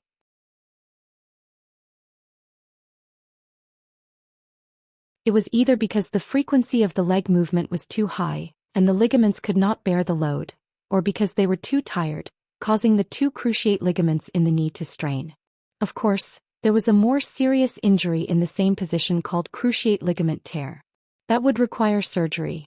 As a member of the High Elf Ranger family, the Windrunner family was really gifted in terms of physical fitness. Perhaps if she hadn't met an opponent like Master Roar, Aurelia would never have hurt her knee. In fact, after the holy light treatment, the strain had basically recovered. The holy light itself would promote the healing of the wound. After Duque used the system elf to scan it carefully and make sure that it was fine, he helped Aurelia stretch her tendons. A normal human's tendons were a little short. A 90-degree spread of the leg and a forward roll of the foot was enough. The problem was that the Demon Queen's tendons were quite soft and long.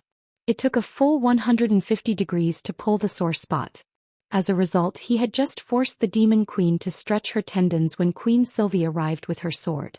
Duque was dumbfounded.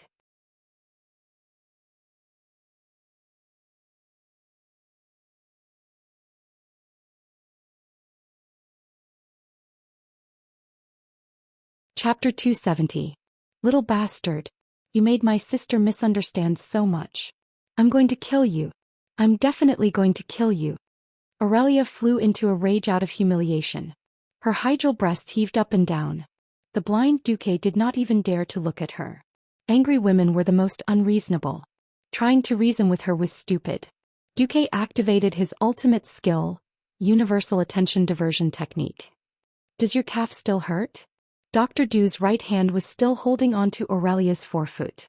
His left hand moved along the tendons of her calf. A numb feeling came from her calf.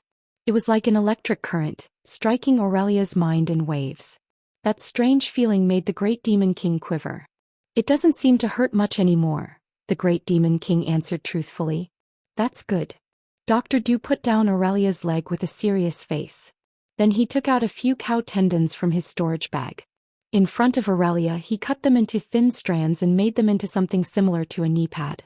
He stuck it on Aurelia's knee. Then Duque used ice magic to create ice particles. He put them into an oiled paper bag and placed them on Aurelia's knee. Hiss, so cold.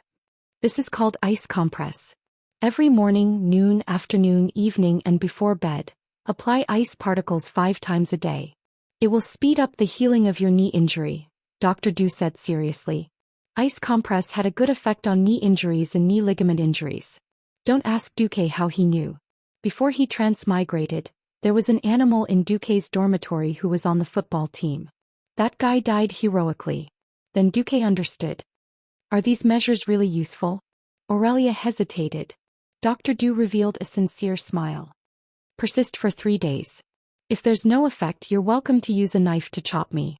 After Dr. Du finished his treatment, he left in a carefree manner.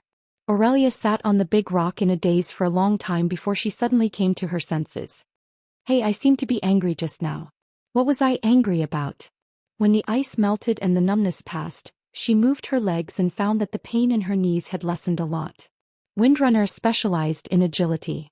Unlike those orc warriors who were used to taking hits head-on and shouting "Scars are the orcs' medals," they were very clear and sensitive to every change in their bodies. Even if she didn't want to admit it, Aurelia had to admit that her injuries had indeed lightened a lot. Then in the afternoon a problem arose. It was November. Even though it was already autumn, where could she find ice? There were no mages to make ice. The only place with ice was the Atlank Mountains over 100 kilometers away. Was she supposed to abandon her team and run to Alterac to recuperate? Or did she make her sister run errands 5 times a day? There were many mages among the High Elves, but this was the Windrunner's ranger team. Where could she find a mage?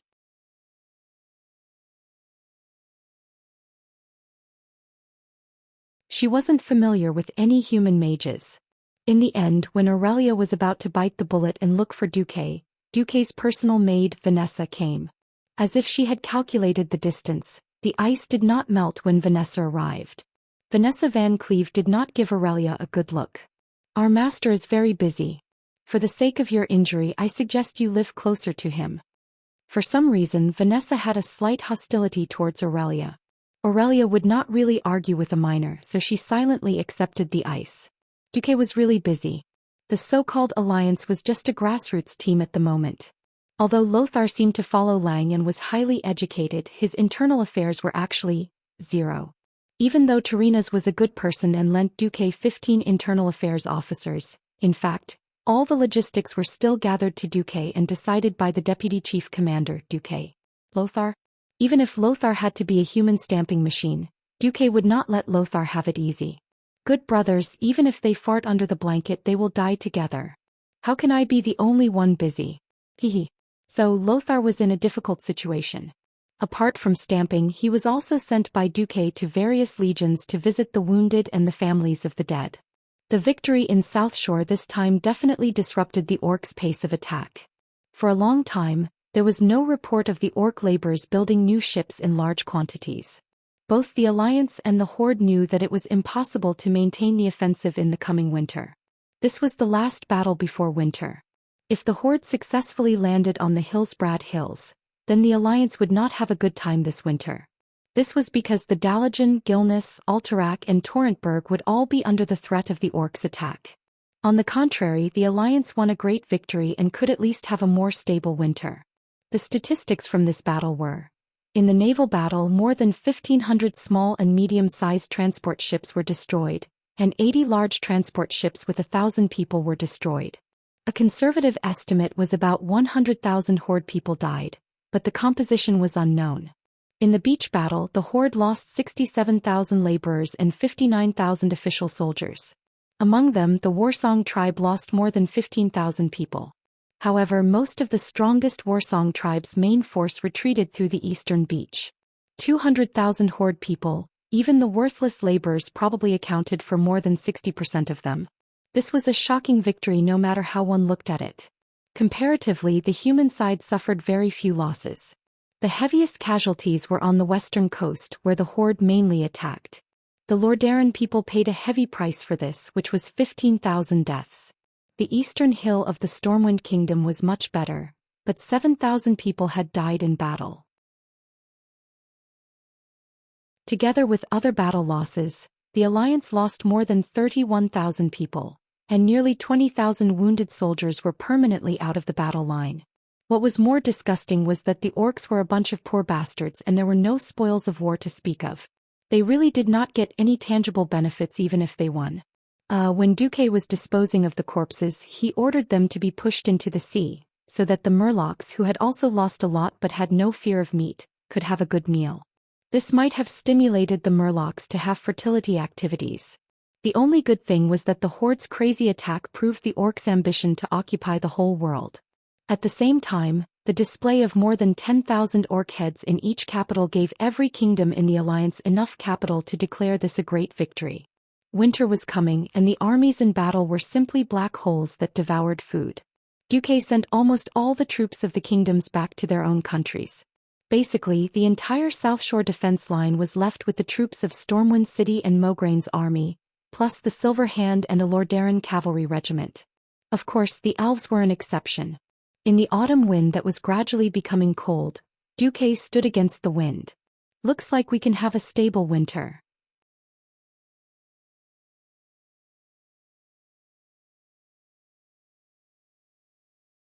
Chapter 271. It was an autumn night at the end of November. Lying on a self-made beach chair, Duque looked up at the starry Azeroth sky and was speechless for a long time. This was a starry sky that was completely different from Earth's. As a child in a big city, he had never seen such a beautiful starry sky. He remembered that even at night the stars in the sky were mostly dim. Stars of the 0 class were the brightest, and stars of the 6th class and above were almost invisible to the naked eye. In a city surrounded by exhaust gas and atmospheric pollutants, stars of at least the 3rd class could be seen. The starry sky of Azeroth was clean and clear. Although the constellations written by Earthlings based on Earth's position were completely useless here, the stars shone brightly here and it was beautiful. The stars twinkled.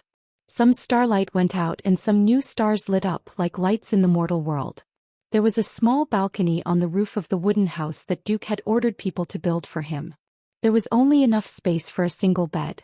This was originally Duque's private space, but unfortunately half of it had been occupied by the Great Demon King. At first Aurelia only came to get ice for her feet, but later she became more casual. In particular, the iced okra made by Duque with wasabi sauce became one of the Great Demon King's favorites. A strange and natural taste. This was Aurelia's evaluation of the novel food of the transmigrator. Aurelia looked up at the starry sky. Under the moonlight, her beautiful face seemed to sparkle. The brilliance of the stars and the moon outlined the charming arc of her face, shining on her ivory-white skin, and finally, it seemed that all the starlight gathered into her emerald green eyes. She looked at the starry sky, a little fascinated. "Ah, it seems that it feels good to look at the starry sky from a place other than Kuel Salis," Aurelia exclaimed. Although he wanted to complain that it was not the same starry sky, Duque finally changed his words. "Don't you need to go back in winter?" Aurelia combed her bright blonde hair. "It's been thousands of years.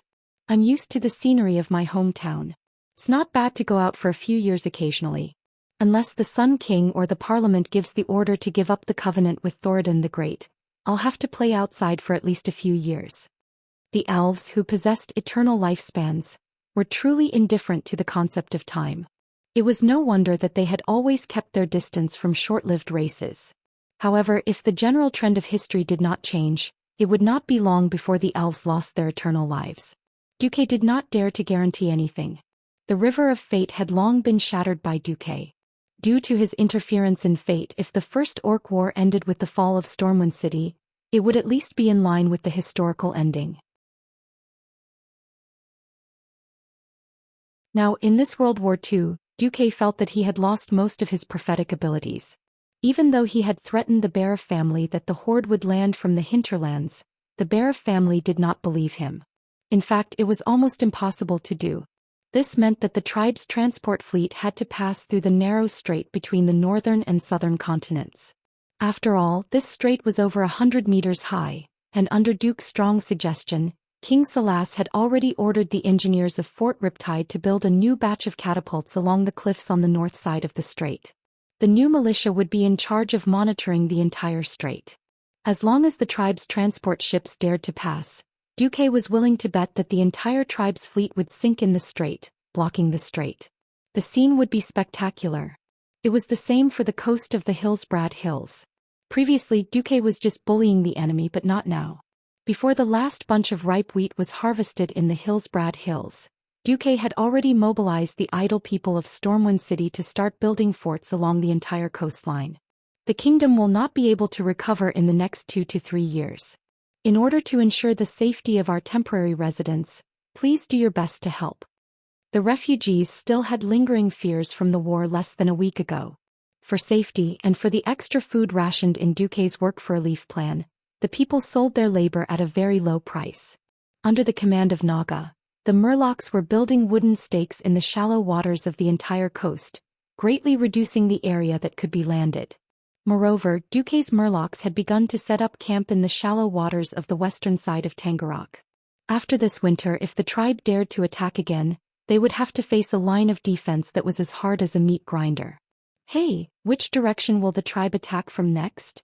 Aurelia asked Duque. "To be honest, I don't know. In principle, I have already blocked all 3 possible directions of attack." "Oh. Unless the tribe builds their ships from the Swamp of Sorrows in the southwest of the southern continent more than 2,000 nautical miles away, as long as they set off from the wetlands opposite South Shore, they can either attack South Shore, cross the Strait and Sauter Bridge. The last route is to go west around the cape opposite Gilness, and then north to the North Stream coast or the South Stream coast. These 3 routes must be paved with the blood of the orcs. Why can't they conquer the sea route more than 2,000 nautical miles away?" Aurelia asked. "Because." Duque deliberately kept her in suspense. He took out a piece of okra from the ice bucket, dipped it in soy sauce and wasabi, and was about to put it in his mouth. Who knew that Aurelia would come to snatch the okra? Well, her cherry lips bit down on Duque's hand. Originally, Duque vowed to die rather than submit, but when the great demon king snatched the food, Mount Hygel happened to swing in front of Duque's eyes unconsciously. And then Mr. Okra died in battle. "You have big breasts, you're ruthless." Aurelia, the cute girl, did not seem to realize how lethal her action was to a little boy who was about to lose his Kirin arm. She even raised her nose proudly. "Hee. Because of what?" "Because there's a giant whirlpool in the west of the southern continent. Not to mention the orcs' ships, even the ships of Cultivation would have sunk." Duque was a little stunned as he answered. Does that mean that the Horde can't even find a place to land? If the Horde doesn't mind setting off from the Gulf of Paladin in the wetlands and being bled all the way to the South Stream coast, they can still land. But how effective it will be is another matter." Duque had completely lost his foresight on how the Horde would land. In the original history, the Horde landed on a large scale and succeeded in one go. They mobilized Lothar's army in the Hillsbrad Hills. Lothar was forced to fight a field battle with the Horde. The result was a draw. Orgrim led the Horde's army to the hinterlands in the northeast, and then went all the way to the High Elves in the north. Now, it was time to see what Orgrim would do.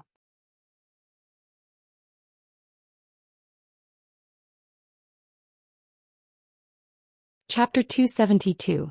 Orgrim was annoyed. The failure to cross the sea to attack South Shore was a humiliation in his history as a great chief. Even though everyone knew that this was only one of Orgrim's larger-scale probing attacks, it was impossible for them to win. This was because Zhang Ji's 25,000 warriors were the only ones who had participated in the battle. The rest of the warriors were mostly from the smaller clans. But a failure was a failure. The simple and violent beastmen had no concept of feints. Most of them thought that Stormwind City was taken by the Blackhand Great Chief, and that Orgrim had just returned to pick up an empty city. Iron Furnace Castle, which was supposed to be Orgrim's victory, was not completely conquered. It wasn't that Kilrog Deadeye's Bloodloop clan didn't work hard, but when they reached the gates of Iron Furnace Castle, the Bloodloop clan's warriors were stuck. No beastman could withstand that kind of 3-dimensional all-encompassing cannon fodder attack. Many times, a hole suddenly appeared in the mountain wall and fatal shots, guns or even cannons would shoot out from inside. His greatest achievement was pushing through the gates and almost entering the dwarves' core area. Then the warriors that killed their way in were met with the dwarves' steam tanks and various cannons. Those beastman warriors were killed just like that. This had nothing to do with courage, it was purely a matter of battle philosophy. Just now news came that Orgrim had failed again. The scouting fleet that came back from the Swamp of Sorrows was that the fleet that he had painstakingly built was almost completely annihilated, and not a single ship could return. From the shore to the deepest part of the sea, a huge whirlpool that spanned the entire area? Orgrim felt that the beastman's luck had run out, even though he didn't really believe it. In the past he might have been able to recite the blessings of his ancestors. However, after almost all the orc shamans abandoned their traditions and changed from shaman to warlock, he had never heard of any warlock who could still sense the call of Mother Earth. What Orgrim had to face was that winter was coming. Before the end of this winter he might not be able to organize a proper battle across the sea.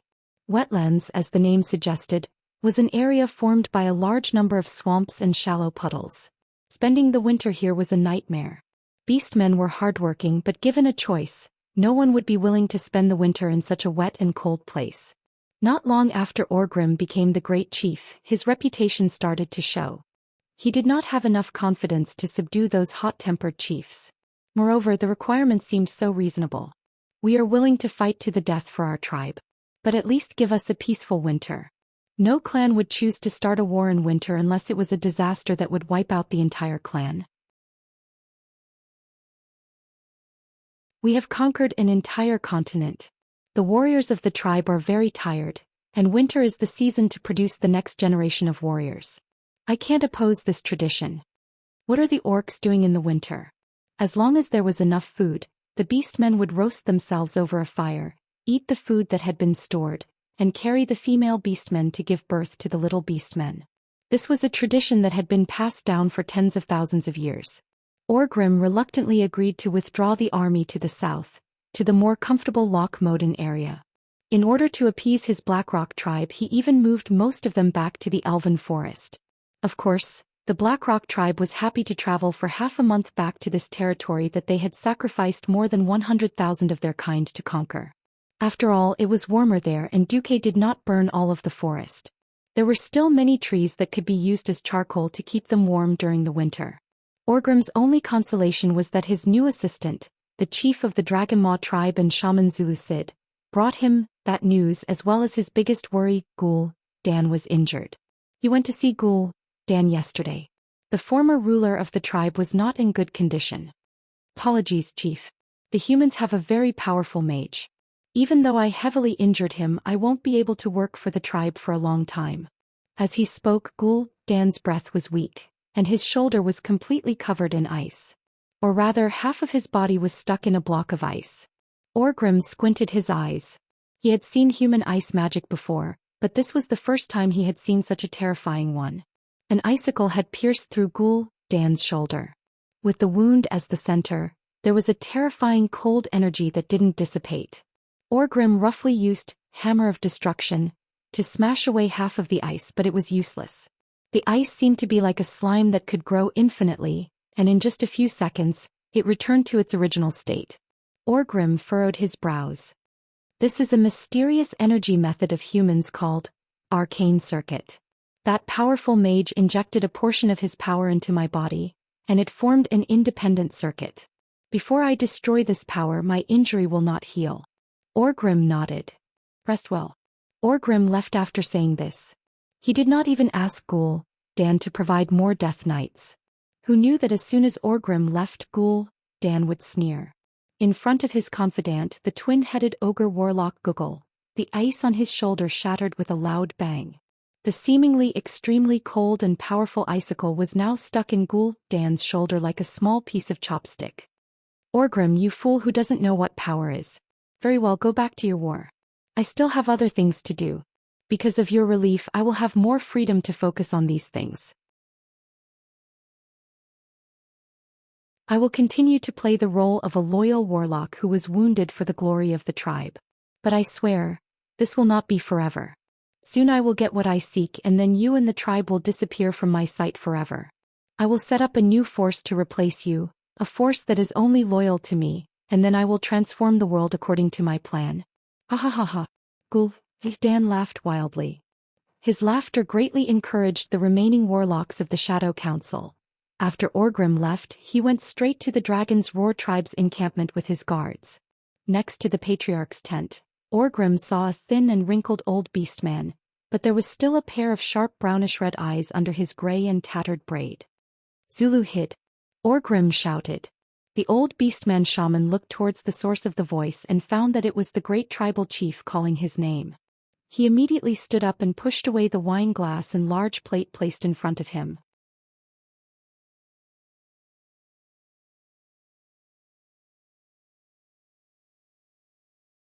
Chapter 273. Doomhammer. Unlike Ghoul, Dan's humility, Zulud didn't bow and Orgrim didn't mind either.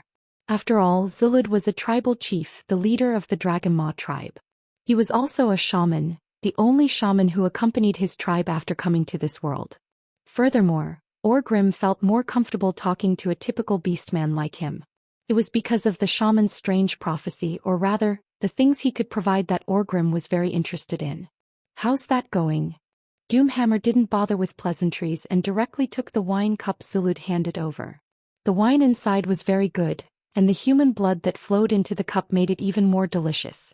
"It's done, Great Chief." Zulud opened his smelly mouth and let out a smile that seemed like a declaration of victory. "Take me to see it. Now." Immediately. Orgrim couldn't wait any longer. Of the two attacks, one was a complete defeat and the other was a complete failure. Orgrim deeply felt the bottleneck of the beastmen. As the most knowledgeable beastman and also the one with the highest position, Orgrim knew that the era of the beastmen conquering the world was over. "Understood. Please follow me." Zulud called for Orgrim to mount his warg. Not long after, they arrived at the southeast side of the wetlands. This place was called Grimbater, as the dwarves called it. It used to be a dwarven stronghold, but now it belonged to the Dragon Maw tribe.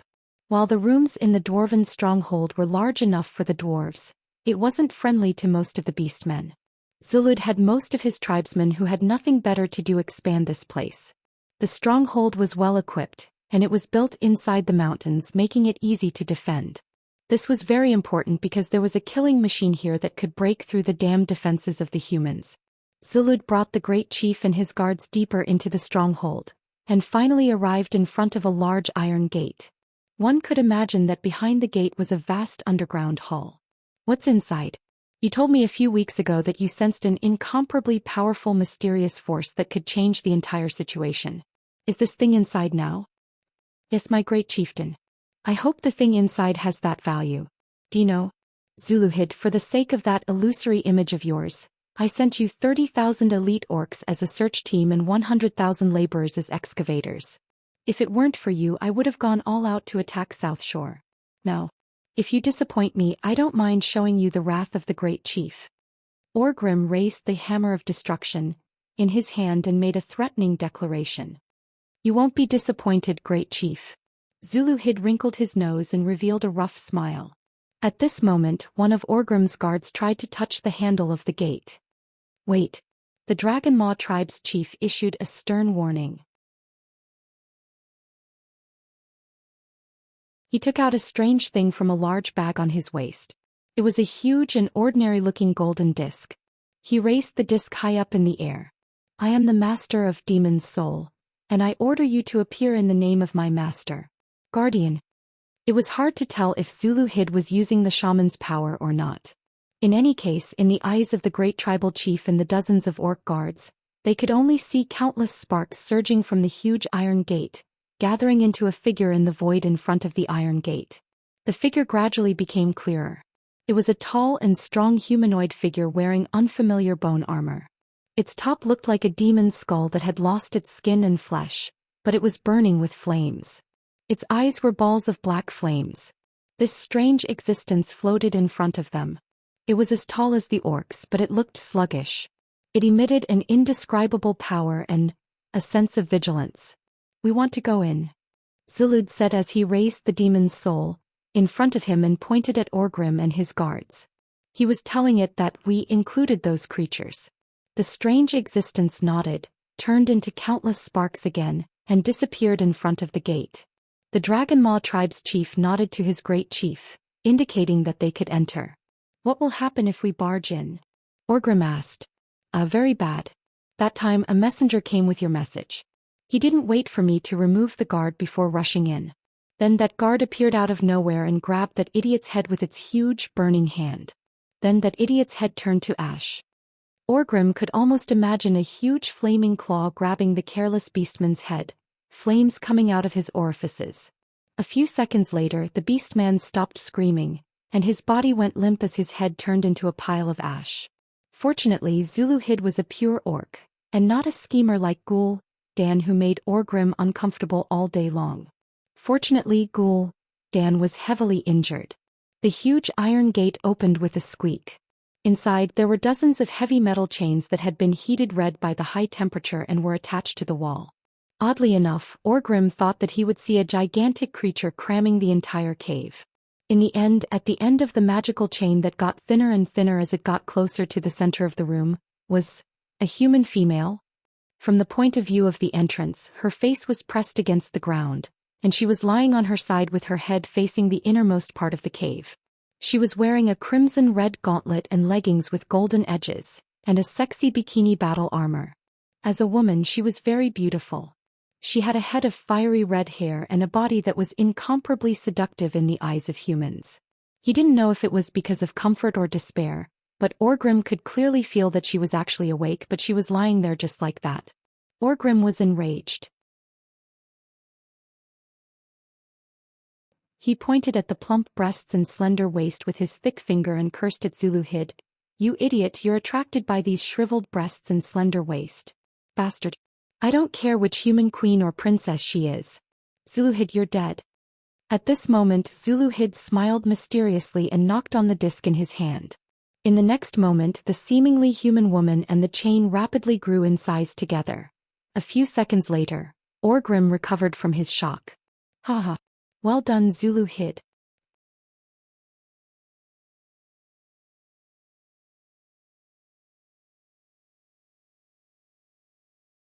Chapter 274.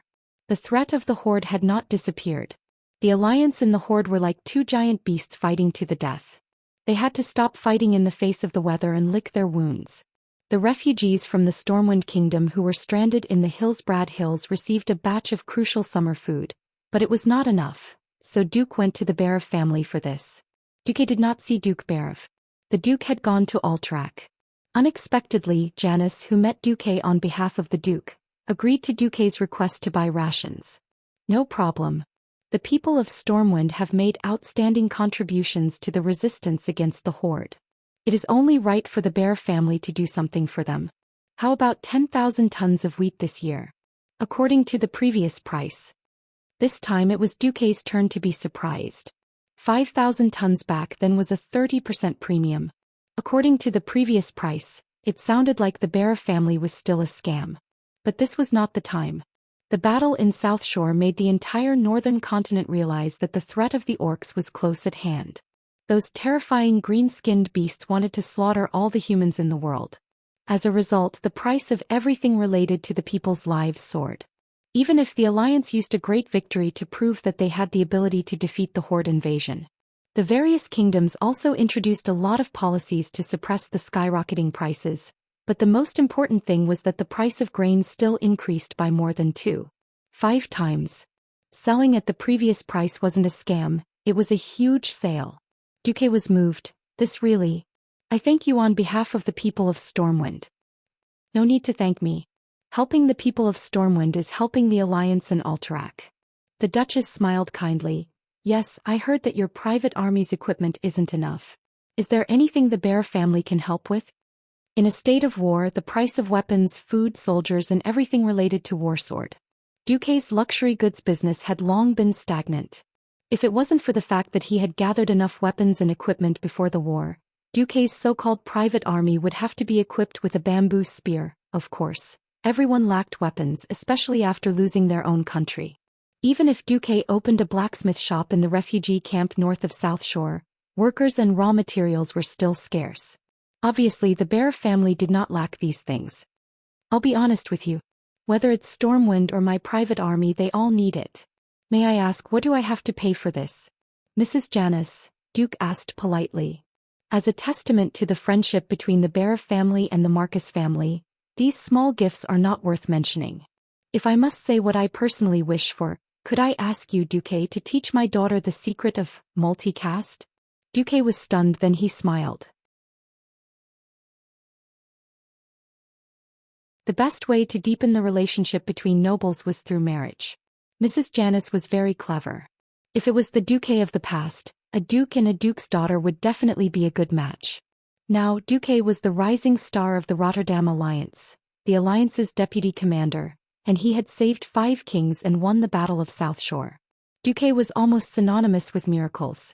Princess Kalia of Rotterdam and many other princesses were almost at Duque's disposal. If he proposed a marriage, it would only be humiliating for the Barev family. On the other hand, the Barev family urgently needed a backup. Alterac was too weak. Even if they entered a state of war, the entire Alterac family only had a little more than 30,000 soldiers, including 20,000 farmers. These farmers who had just washed their feet and started working in the fields were completely useless in terms of morale and training.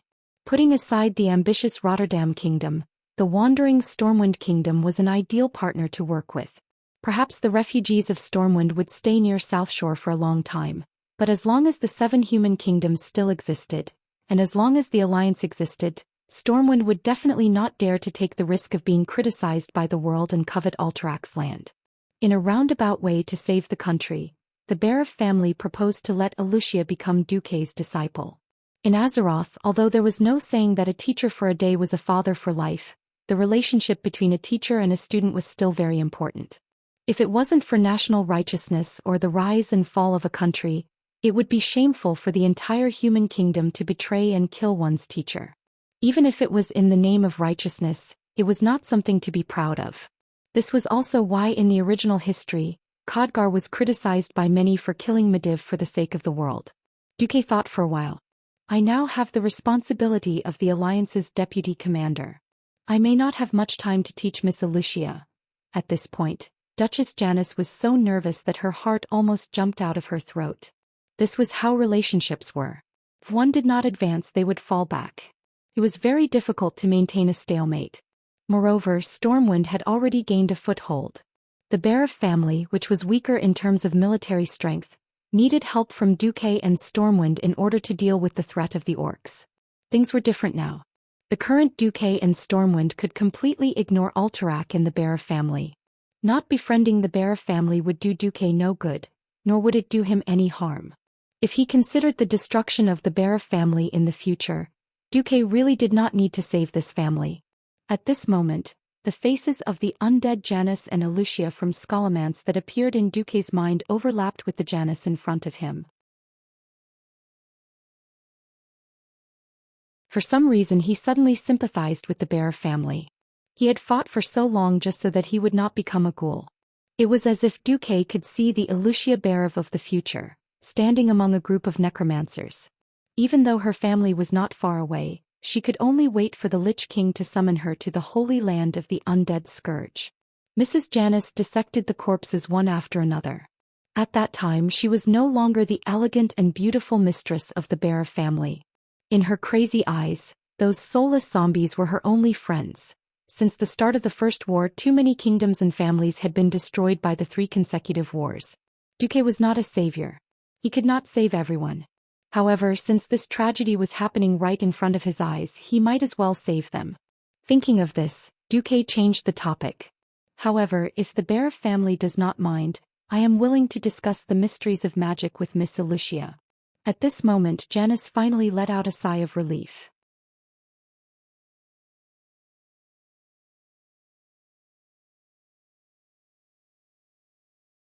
Chapter 275. For Duque it was just a convenience, but for the Barev family, it had a completely different meaning. As if seeing through what Duque wanted the most after confirming their close alliance, Lady Janus threw out her ultimate trump card. It's Alucia's honor to study the mysteries of magic with you, Duque. I'll write a letter now.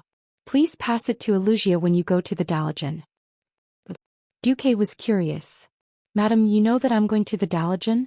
Lady Janus showed a proud expression. I heard that you used ice spells to kill more than a dozen powerful orc assassins in the command center and saved 4 kings? Duque tilted his head. That's right. I only know that if it was my senior brother Antonidas, even when he was still a sky mage, he would not have let the last assassin break through his ice domain. Even if he was the chief of a tribe. Why do you say that? Although he had guessed Janus's intentions, Duque still asked. Because at that time he had a top-level ice circuit model more than you did. Lady Janice smiled like a flower, and her posture as she took a sip of black tea was extremely elegant. Duque seemed to see an equally elegant foxtail wagging behind her. This was where Janice was smart. From the perspective of forming an alliance or deepening friendship, the conditions she gave Duque before could not be considered generous or costly. She and the Bear family certainly hoped to have Duque as external aid, but at this time, it seemed that the Bear family did not necessarily need Duque's support. To some extent this was also a test. If Duque refused, then naturally the top-level ice circuit model would not have anything to do with Duque. If Duque agreed like this, it would be a pleasant surprise. Janice did not add this bargaining chip when she made the request, because she did not want this to become a pure transaction. In exchange for the Bear family's gift, he wouldn't help the Bear family at a critical moment. After figuring this out, Duque didn't have any ill feelings towards Janice. This kind of, if you respect me I'll respect you tenfold method. Duque didn't hate it. Moreover, Lady Janice was smart enough to figure out what he wanted. She was indeed quite intelligent. I told senior brother Antonidas long ago that I wanted him to pass that ice circuit to Wuxia. As half of Lucia's master, I think you Duque should help Lucia with her research. Janice summoned her servant and wrote a letter in her own handwriting, handing it to Duque. Thank you so much, madam. Just like that, Duque brought Janice's handwritten letter to the Daoist. It was different from the last time he came in the middle of the night. This time, although Duque took advantage of this rare free time to pay a visit of a more personal nature, Duque's status was completely different now. Previously, Duque's magic had not been proven to the 5 northern countries. Now Duque was a big shot who had truly secured the position of the deputy commander of the alliance. Therefore, the person who led the team to receive Duque was Prince Kale. That's one of the 6-member council members who remained in the Daoist. Welcome, Commander Marcus. At this time Kale, was still the role model of the High Elf. He was gentle and elegant and he gave off a feeling of a spring breeze to anyone he met. Moreover, he deliberately hid the word, deputy, to make him appear more mature. Everyone liked to be flattered. Kale, that's name which seemed to have slipped out, was actually a slightly exaggerated compliment. Hee when you say that I almost think that Commander Lothar is here, Duque replied without a trace. There's no need to be humble. Everyone knows your contributions to the alliance. Seeing that Duque was not snubbed, Kale, did not deliberately sow discord between Duque and Lothar. He changed the topic and said, actually many mages in the Daoist are fascinated by your spellcasting skills. If you have time to come to the Daoist to teach or hold seminars, I'm sure many mages will join the royal mages in Stormwind because of your reputation. It's not good for me to poach mages in the Daoist like this, right? Duque was slightly tempted. In the Daoist, all mages are equal and free. Mystics pay attention to fair trade. In order to explore a more profound world of magic, so what if I give up a moment of freedom? Just as everyone can freely choose whether to join the Daoist's direct mages, the Daoist will not mind free mages joining Stormwind or becoming your followers, Your Excellency. How about it? Do you want to consider it? If Kale, that's flattery at the beginning had gone too far, then this time Kale, that's proposal could be said to be a tailor-made and wonderful proposal. It immediately touched Duque's heart. Abducting mages for free. He did not need to cultivate them himself. He could just take away a semi-finished product and train them himself for a year and a half. When the time came, even if they were not flashy enough, they could still be scary. Duque was really tempted. This time, Duque was sincerely grateful to Kale. Sorry Kale, thank you very much. I think I'll find some time. Before that, I want to see Antonidas first. Please follow me. Kale, finally confirmed that he had redeemed the little bit of unhappiness at the beginning and had successfully gained Duque's favor. It was reasonable to say that as the prince of the High Elves, Kale, could completely ignore Duque on the surface. But one should not forget why Kale, had come to the Daoist to study and then stayed for so many years. He could not return to Kuel Salis even though he was about to go moldy. The story behind this was the power struggle between his father, the Sun King, and the Silvermoon Council. Having seen the customs of the two worlds, Kale, that had long become extremely mature. In particular, there was no harm in having a good relationship with Duque, the powerful deputy commander of the alliance. Moreover, he and Duque also had a strange sense of closeness. It was a kind of closeness that seemed to come from the same source. Walking on the streets of the Dalajan, Duque felt very strange. This was a Dalajan that had not been destroyed. Although it was not as wonderful as the Dalajan that floated in the air in the future and was known as the city in the sky. Now this Dalajan was even bigger and more historical. This wonderful city located south of Lake Lordamir was a combination of wisdom, power, grandeur, beauty, art and mystery. It was the brightest pearl of the entire continent and even the entire world.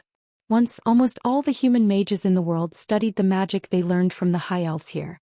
And the mysterious and elegant white towers all over the city showed the wisdom, ambition, status and power of the mages. If Duque had not inherited Karazhan, perhaps Duque would have considered building a mage tower here. As Kale, that's led the way, he introduced everything here to Duque. At this moment, a very beautiful blonde girl came in front of Duque. "Hello, Your Excellency Sky Mage Duke Marcus. I am Jaina Proudmoore."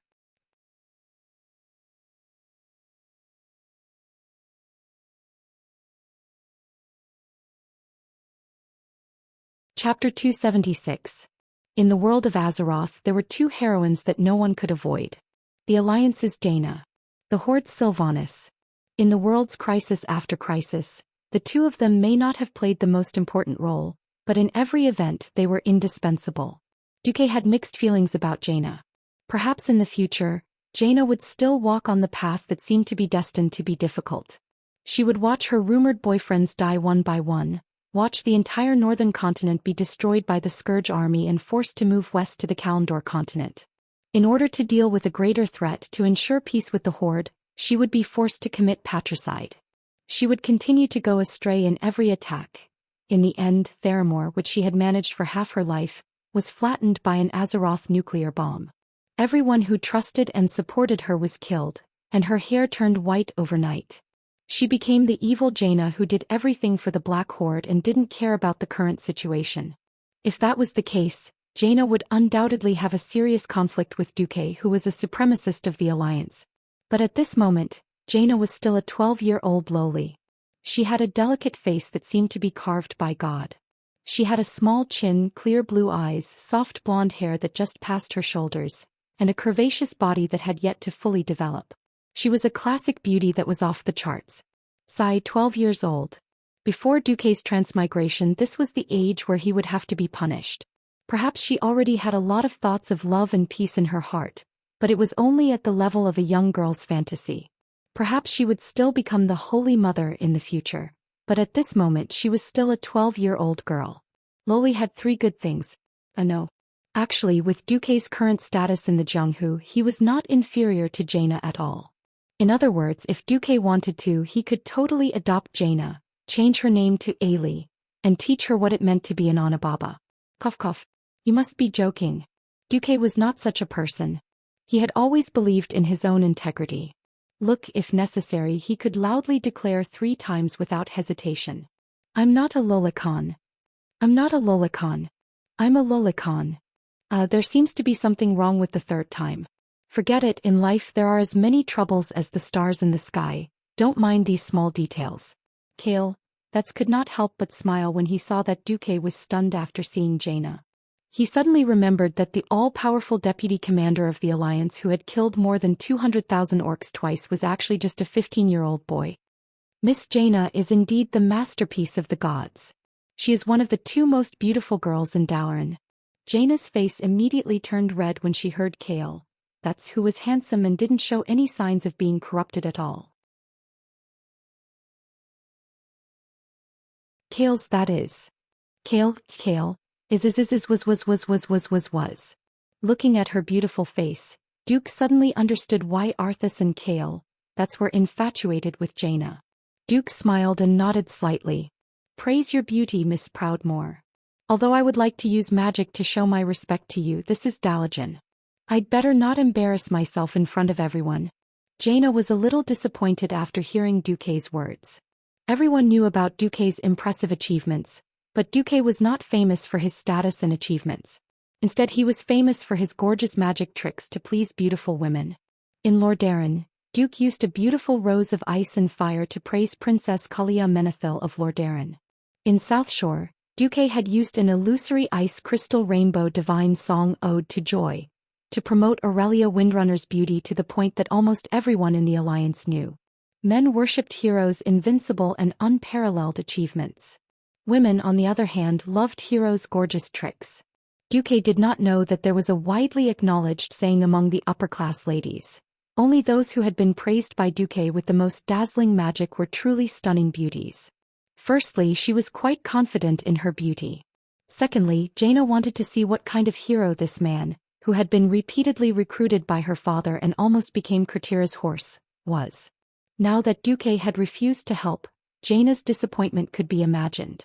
Unexpectedly, Kaizi started to make a fuss. Duque, that's not very kind of you, is it? I also know that Her Highness Kalia and Lady Aurelia are rare beauties in the world. Could it be that our Dalajan Princess Jaina is not as beautiful as them? Kale, that's put his hands on his hips, looking as if he was going to stand up for his Dalajan. This made it difficult for Duque to step down. Duque smiled bitterly. In the ordinary areas of the Dalajan, isn't it not allowed to cast spells casually? Kale, that's gently stroked his shoulder. I guarantee it with my identity. Damn it, I almost forgot that Kaizi is a member of the Kirin Tor 6-member council. Jaina did not speak, but she stared at Duque with her starry eyes full of anticipation. This was like chasing an old sow up a tree and then playing dumb pig jumping. Duque hated being forced, so he had an unspeakable evil purpose. Duque raised his hand. All right, for Lady Jaina's beauty. Under Jaina's expectant gaze, Kale, that's and the other curious onlookers, and under the gaze of Duque's guard, Gavin Rad and his maid Vanessa, Duque made his move. The immature ice circuit circulated, but with the help of the system, Duque created the most perfect fantasy effect. A huge ice crystal box appeared around Jaina. To be precise, it was this beautiful, almost transparent ice crystal box that contained Jaina. A box made of ice. Many Dalajan Morning Star mages could do it. What they couldn't do was obviously the incomparably intricate composition of the sound tube, soundboard, gears, springs, dampers and other components inside. Although Kale, that's immediately sensed that the composition of this big box was incomparably complicated. As a magical genius and mechanical idiot, Kale, that's would never have guessed that it was a music box. Two hands of magic gently twisted the springs on the big box. Two beautiful ice crystal sculptures on the box began to spin and dance, one male and one female. The simple rotation was accompanied by a dazzling stream of light. And the foreign music that sounded from the music box easily evoked Jaina's beautiful memories of the past. She even felt a little nostalgic and fell into a dreamy imagination. No one thought that Duque could actually solidify abstract music into tangible magical artwork. It was simply a miracle. The sound made Jaina intoxicated. Well, if this music score could be composed with lyrics, it would be, "Ignore me, I'm a peddler, it's only natural for me to be worn down."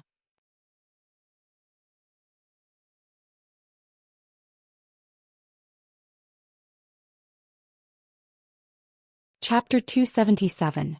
Duque turned his head and threw Jaina to the back of his mind. There were many people and many things that could not be touched at this time. Just like Kel Thizad. When he saw this sinister guy, Duque wanted to cover his head and smash it with a brick. Finally, he could destroy his soul so that he could not even be a lich in the future. Unfortunately, he could not. He was one of the 6 members of the Kirin Tor Parliament. If he killed him, it would be tearing apart the alliance and even starting a war with the Dalajan. Moreover, Kel Thizad was only a second-rate character. If he really wanted to make a move, it would be towards the first-rate. For example, he could get rid of the guy next to him and get a phoenix mount or something. Well, Duque's thoughts had gone astray. In fact, Duque respectfully paid a visit to Antonidas, who was recuperating from his injuries. The old man looked very energetic. He was not even lying on the bed. Duque met Antonidas in his laboratory.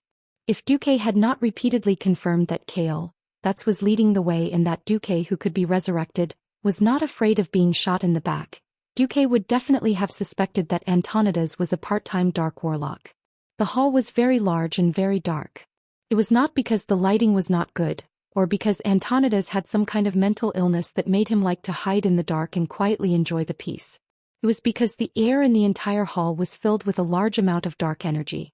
Even though Antonidas had already summoned a few bishops of the Church of the Holy Light to continuously purify the evil energy with holy light, the evil aura that came out of the hall did not stop. Master Antonidas, is your curse still not healed? Old Antonidas used a golden translucent cover to cover the thing and then replied to Duque, "What? Curse? That thing has long been shaved to the limit by Archbishop Fail. I was worried that His Excellency the Archbishop was too powerful and destroyed that thing, so I couldn't study it. That's why the Archbishop left a little." Duque was dumbfounded.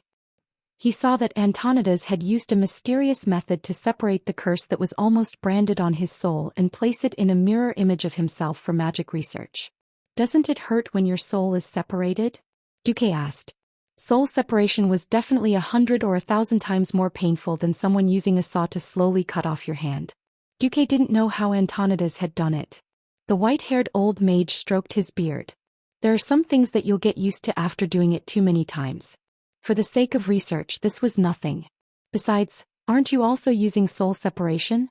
I've heard about your demonstration against King Eden. You didn't leave a trace of your soul in the mirror image, so how could you perform such precise operations?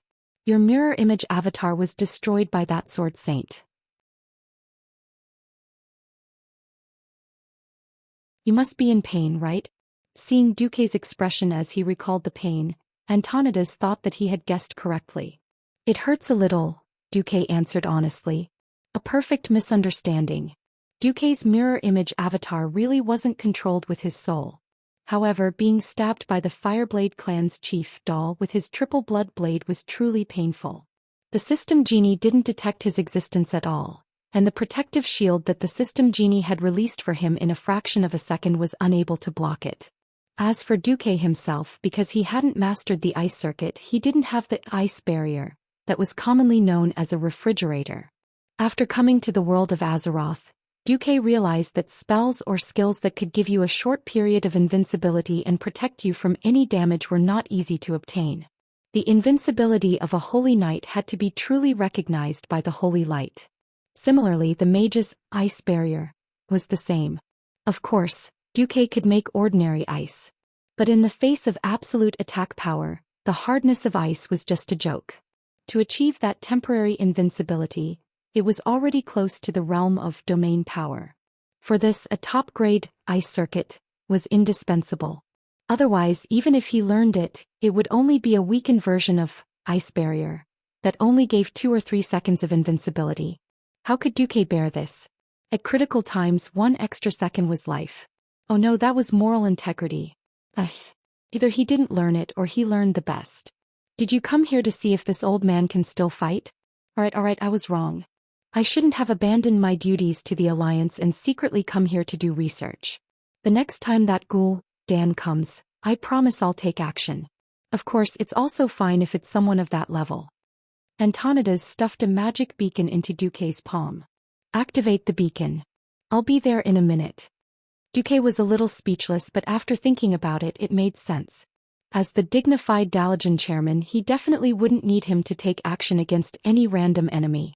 The fact that he was willing to come at his beck and call was already giving him a lot of face. Besides, a Breaking Dawn mage who could teleport to any place on the continent at any time really had the capital to be willful. Duque didn't have much to say. Antonidas looked at Duque, who refused to leave, and blinked. Is there something? Or do you also want to study this unknown mysterious curse? Why don't you be my assistant? I'm very interested in how you use Hand of Magic. I can give you the treatment of a morning rank assistant." Duque was embarrassed. He scratched his head. Duque still took out the letter that Lady Janice wanted him to send to Antonidas.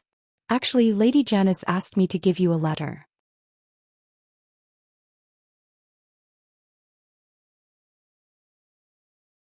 Seeing the fire seal on the letter and the unique magical security method that lingered on the envelope, Antonidas, this old man, blushed slightly. He took the envelope with both hands, opened it impatiently, and then, the old man's face collapsed. It was an expression of laughter and anger. Antonidas seemed to want to get angry, but he didn't know whether to laugh or cry. In the end he gave in. The ice circuit model, right? That little girl really knows how to extort. Alright, it's my fault. This reason barely makes sense. Right, here you go. Antonidas waved his right index finger over his temple. Duque suddenly saw a series of mysterious, ice-blue magic runes appear on his temple. The continuous runes formed a small ribbon that wrapped around Antonidas' index and middle fingers. Antonidas then handed this rune ribbon to Duque. When Duque once again saw that familiar yet strange three-dimensional magic model enter his mind, Duque was so excited that he almost kissed Antonidas. System notification. Congratulations, host. You have obtained the Breaking Dawn Magic Circuit model, Ice Crown. This is a magic circuit model that Breaking Dawn Archmage Antonidas has continuously modified and optimized for 30 years. After comparing it with the Nastrian Sunstrider's Arcane Fire Circuit, the circuit has no flaws. The circuit model is rated as S perfect. It can increase the ability of the ice magic circuit by 108 times or more. It is recommended to practice it immediately.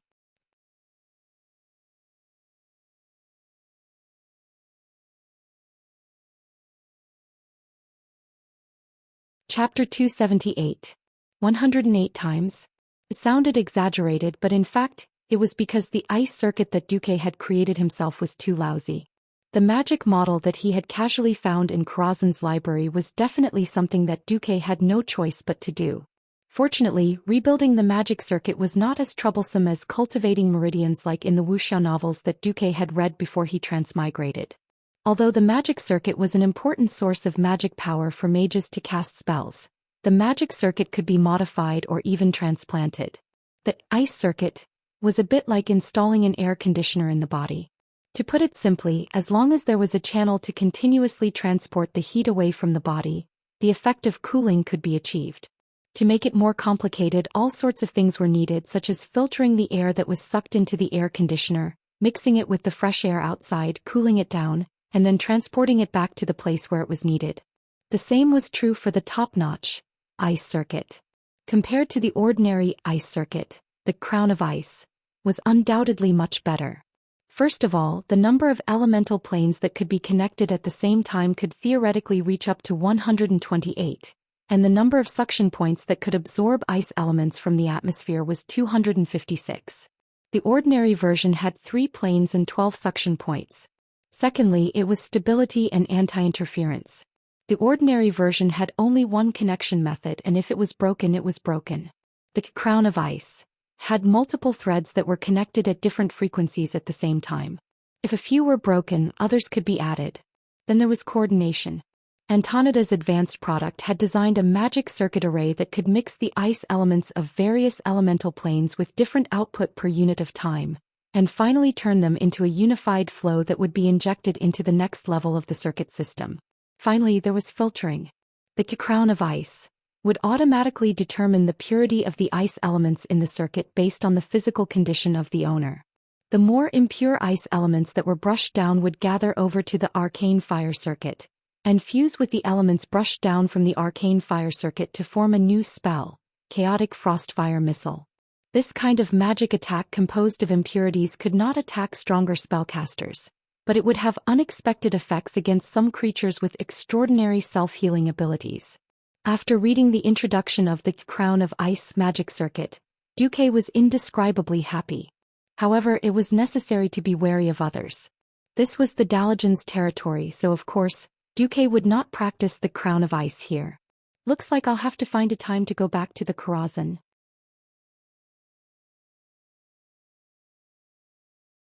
Just as Duque was about to bid farewell to Antonidas, Duque's meddlesome system elf helped him scan the contents of the letter. On it was written, "Dear senior brother, it's time to return the favor you owe me. Give the Crown of Frost to Duque. I hope that he can help me take care of my precious daughter, Lucia. You can't refuse. Otherwise, I'll expose the fact that you peeped on me while I was bathing 20 years ago." It was signed, "Your most beloved junior sister, Janice." Duque was really blind. He seemed to have discovered some secret about how messy the circle of rich people was. But seeing that Janice still maintained her beauty at this age, it was obvious that Janice must have been a great beauty when she was young. But 20 years ago, Antonidas would have been close to 60 years old. Alright, this guy was really an old pervert. Duque pretended not to see such gossip. Anyway, Duque said goodbye to Antonidas with a straight face. When he came out, he was surprised to find that Kale, that was still waiting for him. Your Highness, you... Duque had wanted to say you're so free, but he changed his words. I'm really ashamed that you've waited for me for so long. The High Elf Prince was as dazzling as ever. His white teeth could be used in a toothpaste advertisement, and his golden hair could be used in a shampoo advertisement. Before Duque's transmigration, he would definitely be a national-level handsome. Alright, Duque was being modest, but in reality Duque was jealous. Kill, that's smile was as amiable as ever. I'm the one who should be ashamed. I've seen a lot of magic messages and magic images. I also think that the existence of the orcs is a nightmare for the entire world of Azeroth. Whether I'm a part of the continent or a part of Kirin Tor, I should participate in the war. Unfortunately, no one can escape from their origins. Since I can't go to the battlefield, I can only help you in this way. Because this is also helping the Alliance. Duque suddenly sighed. Well, that was indeed a good young man. If not for the series of tragedies and conspiracies surrounding him in his later life, he would definitely be the kind of person who was a good student when he was young, one of the top 10 outstanding youths when he grew up, and an idol like him when he was older. Alright, Duque took back the idea of killing this guy and making him drop a phoenix or something. For now, thank you for your help, Your Highness. If possible, I hope you can call me Kale, and I also hope to be able to call you Duque. Alright, Kale, Duque, is there anything else you want to do? Could you help me find Miss Alicia Barev? She seems to still be in class. I can get someone to inform her. However, I know a good place to drink tea and chat while waiting for Miss Barev. Good idea. What Kale, said was indeed a good place. Duque didn't know how to describe this place. Generally speaking, this hotel called the Magic Hotel had functions of dining, entertainment, and gatherings. This hotel next to the Dalajan Central Square was more like an elegant salon. Sitting in a private room on the second floor of the hotel, looking at the same purple brick pattern under his feet, and then looking at the purple houses in the distance, it really had a different flavor. This was the Dalajan city before it was destroyed.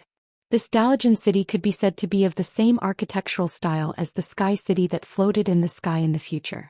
Most of them were purple torch-like pillars or towers, fire-shaped or circular roofs, with torch-like golden edges and long white pillars below.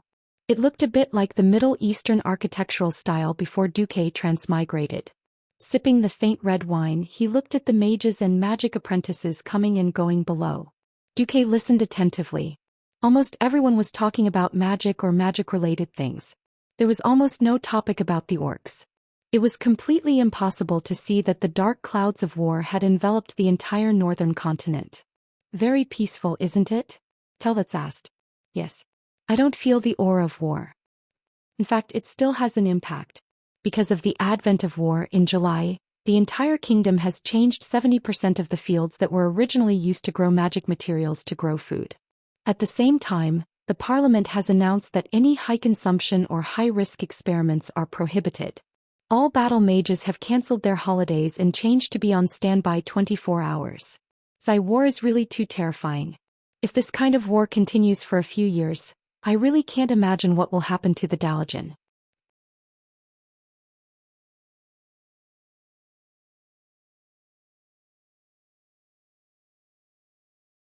Chapter 279. Hey Duque, how long do you think this war is going to last? Kelvitz asked. Duke smiled faintly. Are you asking another friend in a casual conversation as a friend? Or are you asking the deputy commander of the Alliance as an official? Kale, smiled faintly. Friends. That's simple. It depends on how many more neutral forces the reckless beastmen will provoke. The more they provoke, the faster the beastmen will be destroyed. Oh. Don't be fooled by the fact that the Alliance has united 8 kingdoms to fight against the Horde. In fact, there are still many neutral forces that haven't participated in the war, Duque said. For example, the goblins in the southernmost Stranglethorn Vale, the wild hammer dwarves in the hinterlands, or the northernmost Kuel Salis. At this point, Kale, couldn't help but sigh. He then raised his head. What if we maintain the status quo? That depends on how long the Iron Stove Castle's bronze-bearded dwarves can last. If they are destroyed before the Alliance's counterattack, then it's very likely that this will become a long-lasting confrontation between the two continents of the Eastern Kingdom. It's not impossible for a war to break out for 100 years. Kale, that's expression turned ugly. What if all these forces joined the war against the Horde? Duque raised a finger. Within a year the Horde will definitely be defeated. This is the best news I've heard recently. A melodious voice came from the door of the private room. Two beautiful women appeared at the door. The one who spoke was naturally Jaina, who had a good impression of Duque. Jaina, who had just received praise from Duque and the envy of countless female Dalajan mage apprentices, had no idea that this was Duque's bad idea. Jaina's impression of Duque was not low. Of course, it was much lower than that of a certain prince of Lordaeron. Jaina, who had changed into a blue magic robe, bowed to Duque like a lady. "Lord Marcus, we meet again." Jaina was in a good mood. Her face was full of sunshine, as though the haze of war had been dispelled by her smile. The other was the person Duque was waiting for, the eldest daughter of the Barov family, Lucia Barov, who was only 15 years old. It was obvious that Lucia had inherited her mother's beauty. No, she was even more beautiful than Duchess Janice. Interestingly, Lucia's appearance was more in line with the Eastern aesthetic. Her skin was white and exquisite, sparkling and translucent like carved ivory jade. Her beautiful black hair was parted in the middle, obediently falling from her ears to her chest. On her forehead, there was a beautiful silver hair ornament, inlaid with a sparkling sapphire. She did not have any makeup applied on her delicate and pretty little face. Under her long and thin eyebrows, a pair of fan-like eyelashes were embedded with a pair of ice-blue eyes that were as enchanting as the autumn waters.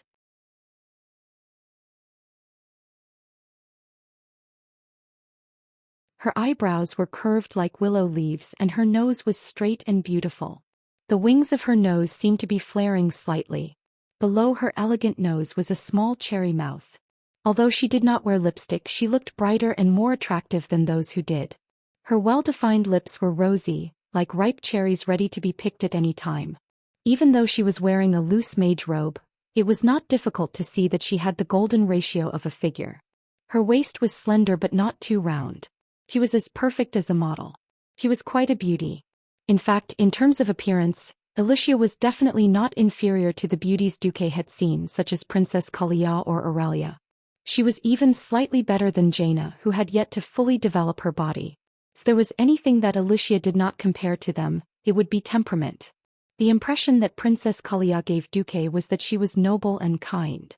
Aurelia was a mixture of the wildness of a ranger and the elegance of a high elf. Jaina was intelligent and extremely confident. As for Lucia, although the Barov family was also a high-ranking noble family, it could be seen that Lucia had also received an extremely good upbringing. However, Lucia looked more docile. As soon as she saw Duque, she almost hurriedly looked Duque up and down. Lucia gave up on looking at Duque. She lowered her eyelids and slightly lowered her head, which was also a very standard ladylike etiquette. "Greetings, Duke Marcus. I am Lucia Barov." Her timid voice made people want to bully her or to protect her. Duque secretly sighed in his heart. With such a temperament, Lucia was destined to be a good marriage partner and a good wife for a man. However, Lucia would definitely not be a heroine like Aurelia. "Lucia, I believe your mother has already sent someone to inform you of the details?" Duque asked. "Yes. In fact, it was my mother who personally used a magic message to tell me." Duque pondered for a moment in his heart. "That makes things easier. Right now I am essentially just a sky wizard. It doesn't seem right for me to teach a peak earth wizard like you. You can be my assistant for now. After I pass this winter and advance to a morning star wizard, we can confirm our relationship." "All right." Duque still did not know that his words had already set off a storm in Kale, that's in Jaina's hearts. How could a morning star wizard be promoted so easily?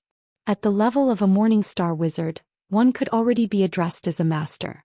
Further up, at the level of Radiant Moon, they were existences as rare as phoenix feathers and Chelan horns. Usually wizards of this level were big shots. For example, people like Kale, that's Krasis and Kel, Thuzad could easily become dukes or princes, regardless of their origins. There were only 2 breaking dawns in the entire world. When Duque said he wanted to advance, he did it as easily as if he was eating and drinking. If it were anyone else, they would definitely be treated as a braggart. However, he was Duque, a man who had tricked more than 200,000 orcs twice and burned half of the elven forest. When the Kirin Tor assembly had summoned Duque for a discussion, Kale, that's had a very deep impression of Duque. Duque did everything with complete confidence, as if nothing in the world could escape his predictions. It was as if a man like him rarely boasted, and there was no need for him to use such deceptive methods to lie about such matters. If Duque dared to say something like this, it would only mean that Duque was 100% confident. One had to know that Duque would only be 16 next year. A 16-year-old Morning Star wizard. If not for Duque's status as the Alliance's deputy commander and his glorious achievements, this alone would have made Duque the most dazzling star in the world of wizards. You're tuning in to the Zhou Xian's Legacy YouTube channel. Don't forget to subscribe and join us on this journey to catch the most captivating stories.